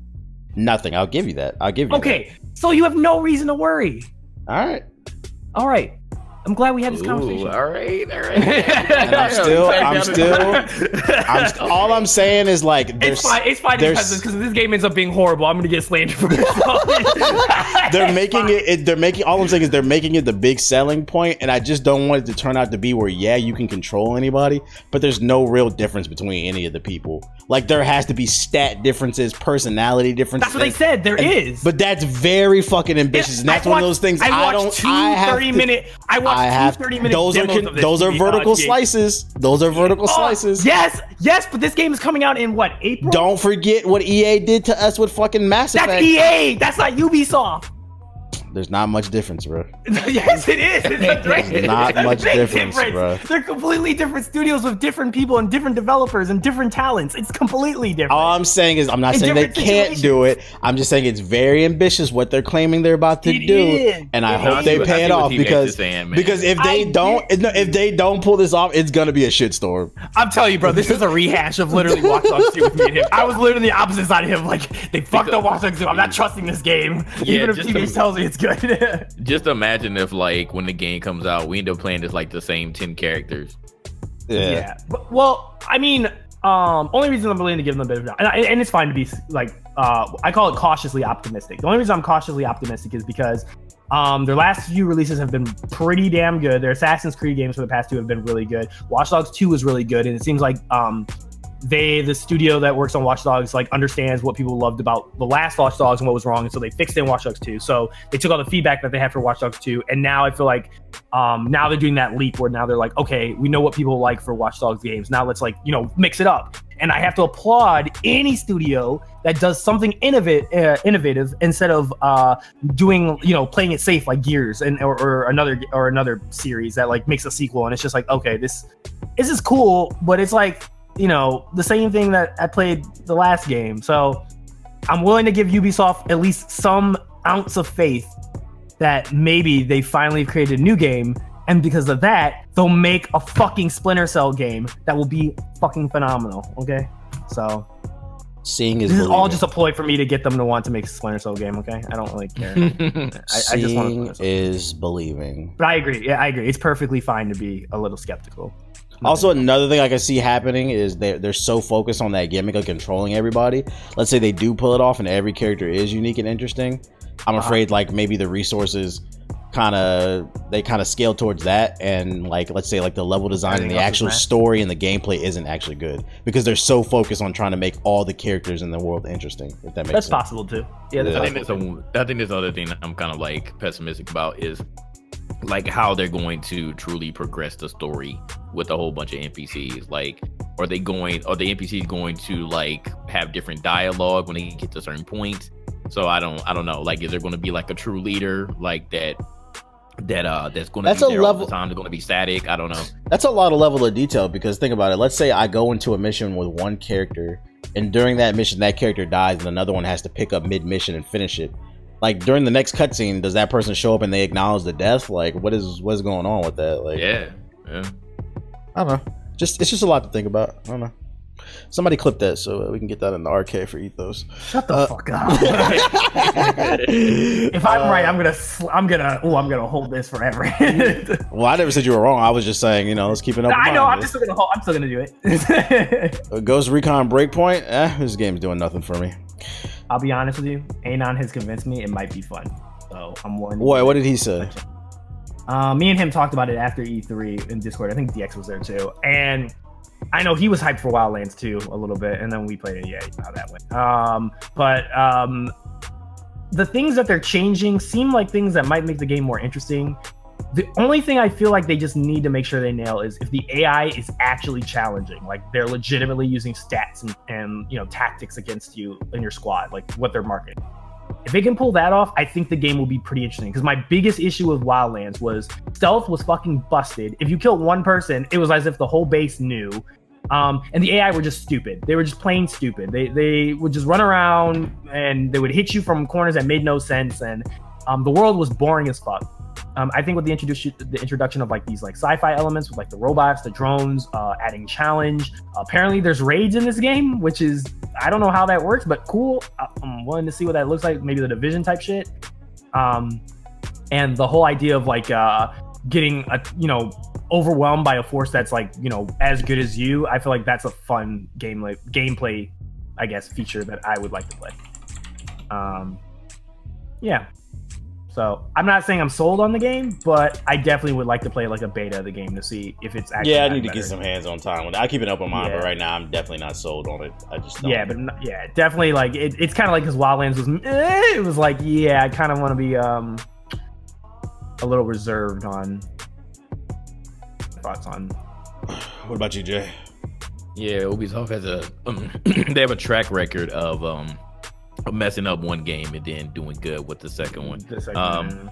When we actually watched the reveal before E3 even happened, I was just like, man, I wasn't really excited about the features, and like when they did the little gameplay with all four people, I was like, just really doesn't seem like my type of game. And then after when E3 came out and we saw the Punisher come out with the dog and stuff, you know, that was cute. It was cute, but still, but I still felt the same way. I was just like, I'm not really excited about it. So I'm like you guys, I want to, get some hands-on time to see like how it truly feel. But it just seemed like some of the mechanics I'm not particularly interested in, because for my type of shooters, I'm not looking for super realism. That's just not, what I typically play. I want to be Rambo, at times, but I know that like there's a certain audience for these type of games. Certain features like when you actually like get shot and you could be like permanently hurt unless you like actually chill out and camp and tend to your wounds. It's a unique feature, but again, it's not a feature for me. So I'll have to see like if I'm willing to deal with things like that. So we'll see when it comes out. I'll play it definitely, but I don't know if I'll pick it up. So I just want to play the beta and see what's good. Okay. We're all on the fence. We'll see. Hopefully Ubisoft shows us something. A new game that was announced called Roller Champions. It's got like that whole 70s roller derby thing going, where you play on skates and you can tackle each other and you have to throw a ball through a hoop. It looks like they're kind of going for the Rocket League crowd with this one. I actually got to play the beta. Did any of y'all get to play it? I didn't download it. What about Ace you? Did. Yeah, I watched you and Ace play. Yeah, I played it. It was cool. It was simple fun.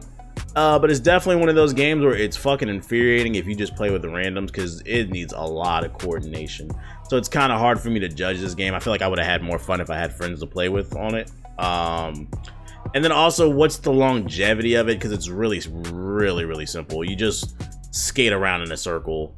You hit people. You pick up the football and throw it through the circle. Like, what kind of strategies, or like is there gonna be like custom skins? What can they do to make this last long term? Because I feel like this isn't something that can hold my attention long term. That's what I would say about it. It was alright. Y'all buying this? Yeah, no. Yeah, not for. I might try it if it's free. It's the problem with you gamers always wanting stuff for free. Well, you're not gonna get it for free because Ubisoft just announced Uplay Plus, baby. For $15 a month, you can get access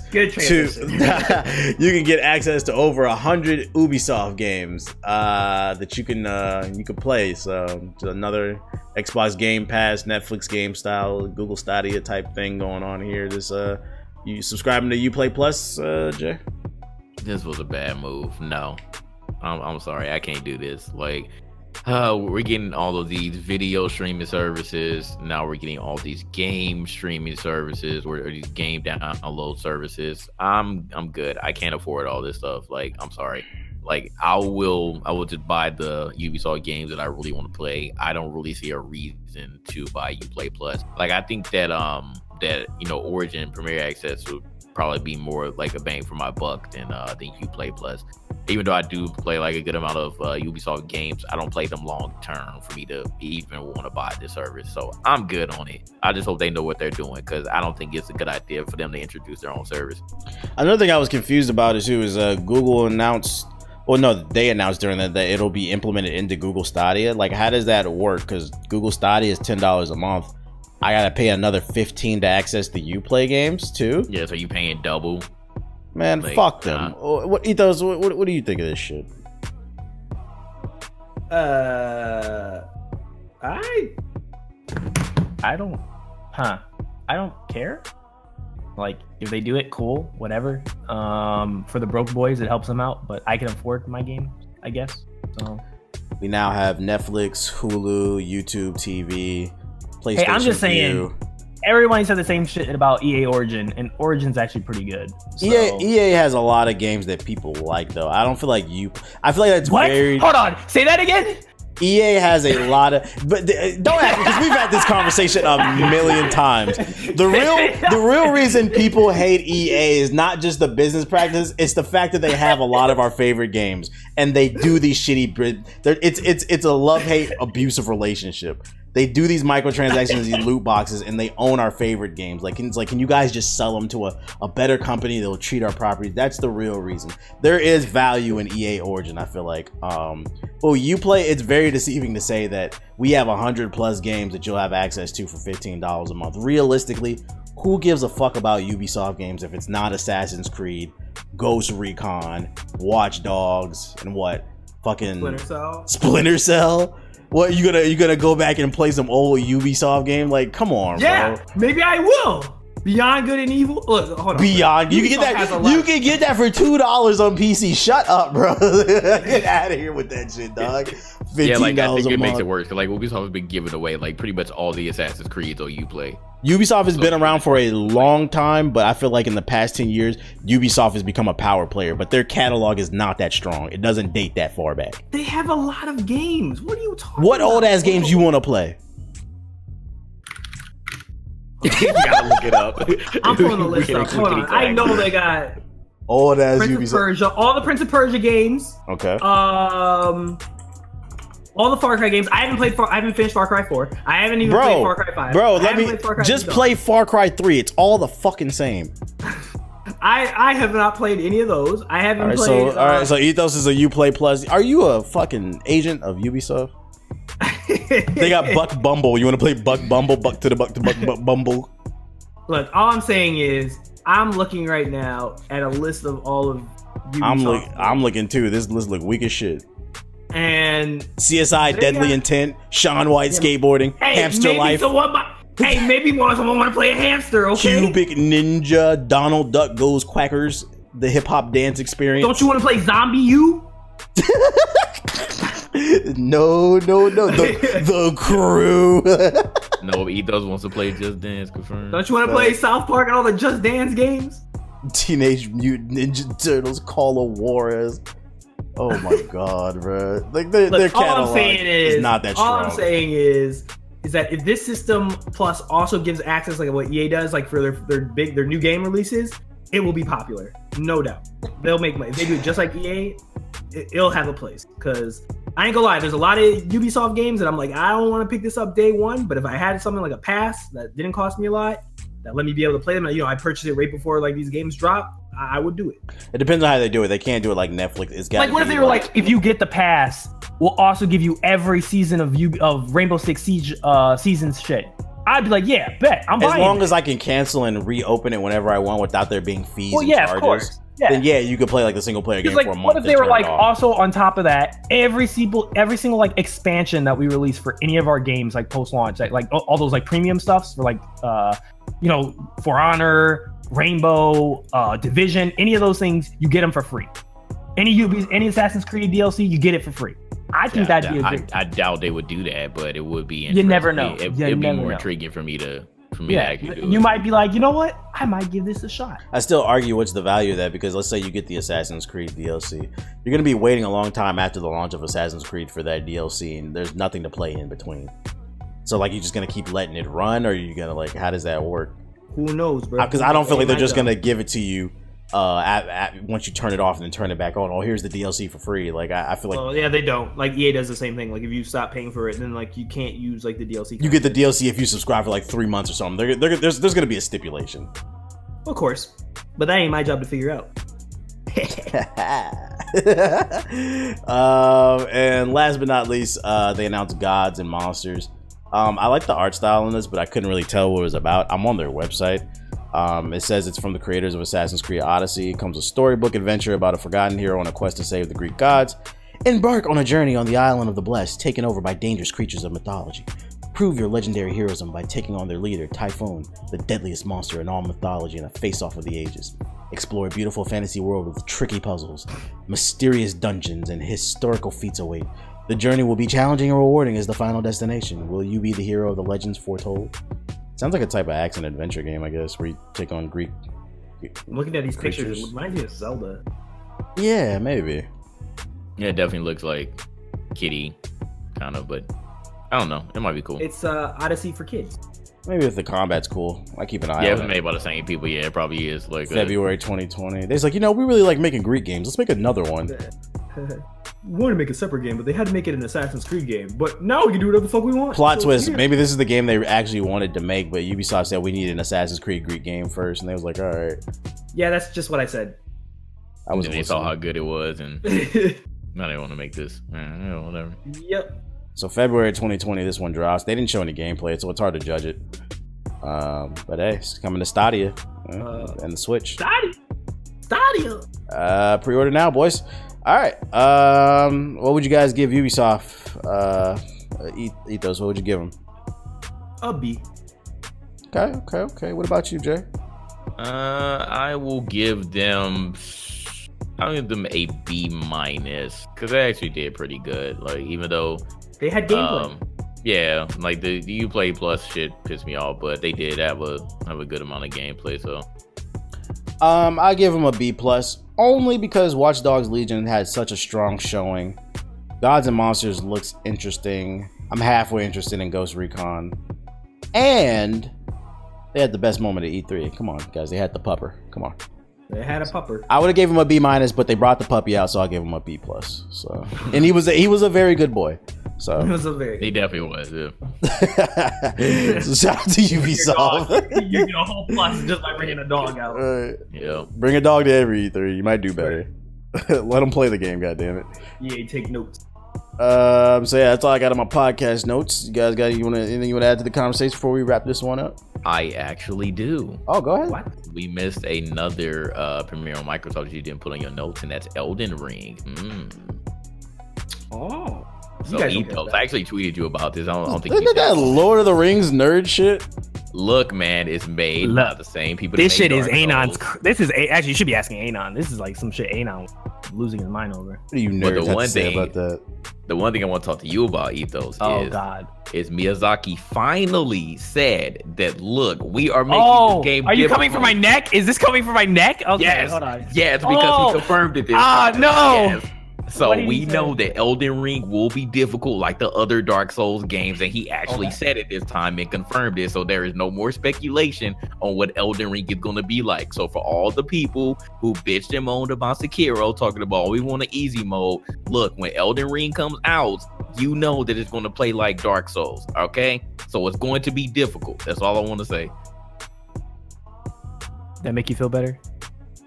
Well, it's not really coming at your head. No, I'm just kidding. I don't care. No, it's not really coming at your head, Ethos. But it was just interesting that he finally confirmed it. I'm actually glad. Yeah, I'm actually glad you brought that up because I was not aware of that. So now I am, and now that means I will definitely be pre-ordering the game. Even though I don't know what the fuck it's about. Yeah, because no that's damn sense. But I know it's gonna be a Dark Souls game, so. Yeah. So it's gonna be Lord of the Rings, Thinking, Dark Souls. What you're saying? Probably more like Game of Thrones, Dark Souls. Ah. Yeah, a lot of incest, you know. Oh Lord. a lot of striking vipers. Oh my God! No, you did it! No, get out of here! Did you finally watch that? Nah, I'm gonna watch it tonight though. Do you know the meme of it now? Do you know what it is? I have an idea of what's gonna happen, but yeah, I'm gonna say is there's so like the funny thing is so like I saw it and JoJo saw it, so now like in League of Legends there's a bear called Volley Bear in it, and so now like our other roommate, he plays it, but he hasn't seen Black Mirror, so he has no context, and so like me and JoJo just start laughing every time he picks the Oh man, it'll make sense to me when you watch it tonight. It'll make sense exactly what I'm saying. Yeah, just pay attention to what part. Just wait till they bring up a polar bear. Goddamn, 47. That's all we got on the podcast notes, ladies and gentlemen. Thank you for coming through the game. I feel like something we're forgetting. Didn't something happen recently? What? There's like something big that just happened recently, but I can't remember what it was. If you would remember. You said what? Oh, it was just a Switch Lite. I thought that was the biggest news. He said it was like this week or something. It was like very important, but I can't remember. Was it something that we covered on GI or? No. I guess. Modern Warfare. Yeah, the Call of Duty. Yeah, I totally forgot. Yeah. Oh yeah, that was like the other day. Like I've been out of it. I forgot about that. I told you. I was like, there's something major there, but I couldn't remember. Yeah. Wait, I could have sworn I put Call of Duty on the notes. No, we never. Nah, we didn't talk about it. No. Well, yeah, go ahead. What was your take on the new 2v2? Go first. All right. So Call of Duty, for those unaware, there's some new 2v2 gameplay that came out. They premiered it on Twitch with some live streamers. It's a new 2v2 mode. I forgot what it's called, but the guns every round are randomly generated. Gunfight.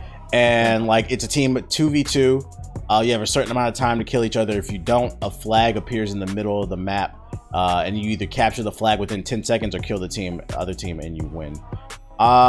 It looks a little bit more slow and methodical. It kind of reminds me of a mix between like Battlefield and Rainbow Six Siege with a little bit of Call of Duty in there, but it looks more Rainbow Six Siege than anything. So that's interesting, and it makes me curious, is it just that game mode, or is that like TDM and all the other game modes too? It's got my interest, but at the same time, I don't know how I feel either, because I play Call of Duty to be Rambo too. But I don't know. How you feel about it, Jay? Not my Call of Duty.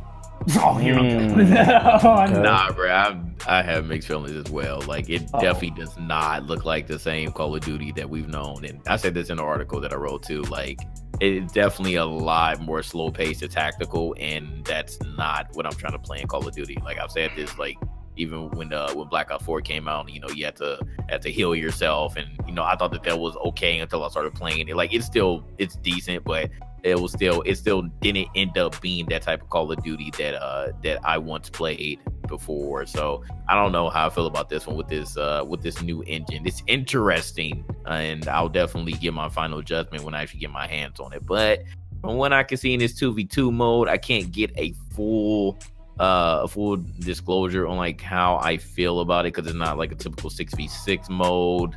But yeah, it's definitely different, so we'll see. But right now I'm gonna say I'm not a fan. Okay, Ethos, about you? I've been on record multiple times saying I don't like a lot of the Infinity War games. I especially did not like Modern Warfare 3, and I will take that opinion with me to the grave. But there was one thing I've always said that was a redeeming factor of Modern Warfare 3, and that was that face-off mode, that 2v2, that 1v1, that 3v3 game mode. And I played a shit ton of that game mode because it was the ultimate shit-talking game mode. And they brought it back into this game, so I'm kind of scared I might like this game. And that terrifies me. So, yeah. You're scared and I like you're tactical going to shit. like a game. Yes, because that was the most toxic moments of my life. I won't lie to you. A lot of things were exchanged there that I hope never were never recorded. A lot of game words resurface, man. It was a lot of game words. I don't think I want that version of me to resurface. Yeah, Ethos are definitely saying a lot of. JoJo knows, because JoJo, yeah, that's how me and JoJo met was through Face Off. Me and him played it for a whole summer straight, and a lot of gamer words were exchanged against other people on the internet. And unlike JG, I said the same thing about Black Ops 4. Like, I like that type of play style and tactics and shit. Like, so when Call of Duty starts moving towards that area, I personally like it. So if this game does end up being more like Siege and not like Ghost, then I might really be on board to play it. But if it's just a facade of like trying to be this deep tactical game, but it's still this no nonsense, like, because it could just be that game mode. Yeah, it could just be that. Like, I would be really surprised if I play the game and like they got like reinforcements and shit, like how on Siege you could blow through walls with destruction shit. Then I would be genuinely like, oh shit, like they're actually going for it. But you know, I don't mind them mixing up the Call of Duty formula. It definitely seems to be more like grounded and realistic looking. Boots on the ground. Boots on the ground again. But I'm more of a fan of the jumping shit. But I don't know if it's just me, but I feel like it looks kind of, I don't want to say downgraded. This is the wrong word I would use. It doesn't look as high fidelity as I thought it would look. And I don't know if that was just like multiplayer or maybe because like the single player looks really fucking good graphic wise, but this one looks kind of, I agree. Like, it looks like Siege, and I guess that's what's weirding me out. It just looks different art style wise than what I expected. It's supposed to be a new engine too. Like, it's supposed to be a graphical. Yeah, like, it's kind of weird. So I don't know. It definitely feels like looks like a new engine to me, but I don't know. Maybe it's less of the engine and more like the art style. It definitely looks different to me. The shotguns look OP as fuck. So I don't know, man. Them shit one shot killing niggas. Is that not what a shotgun's supposed to do?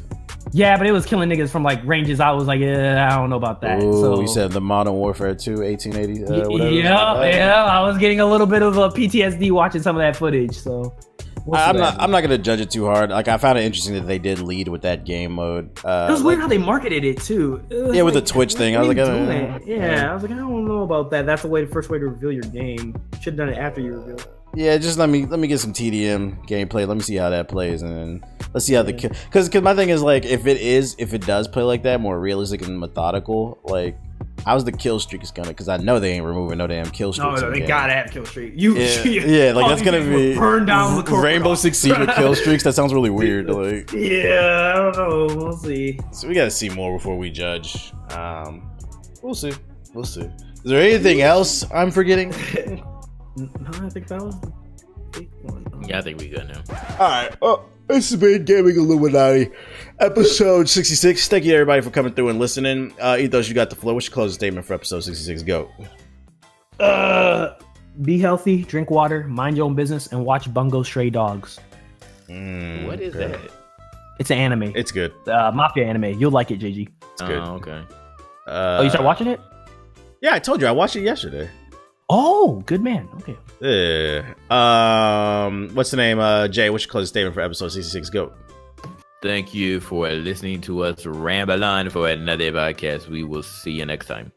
My closing statement is mind your business, drink more water, and watch Fire Force. See? Remix. All right. And also be sure to take the show on the go. We're available on SoundCloud, Spotify, iTunes, all other major podcast outlets. Download the GI app. Blah blah blah blah blah blah blah blah blah. Thank you guys for coming through and listening, and we will see you guys on the next episode of the Gaming Illuminati podcast. Peace.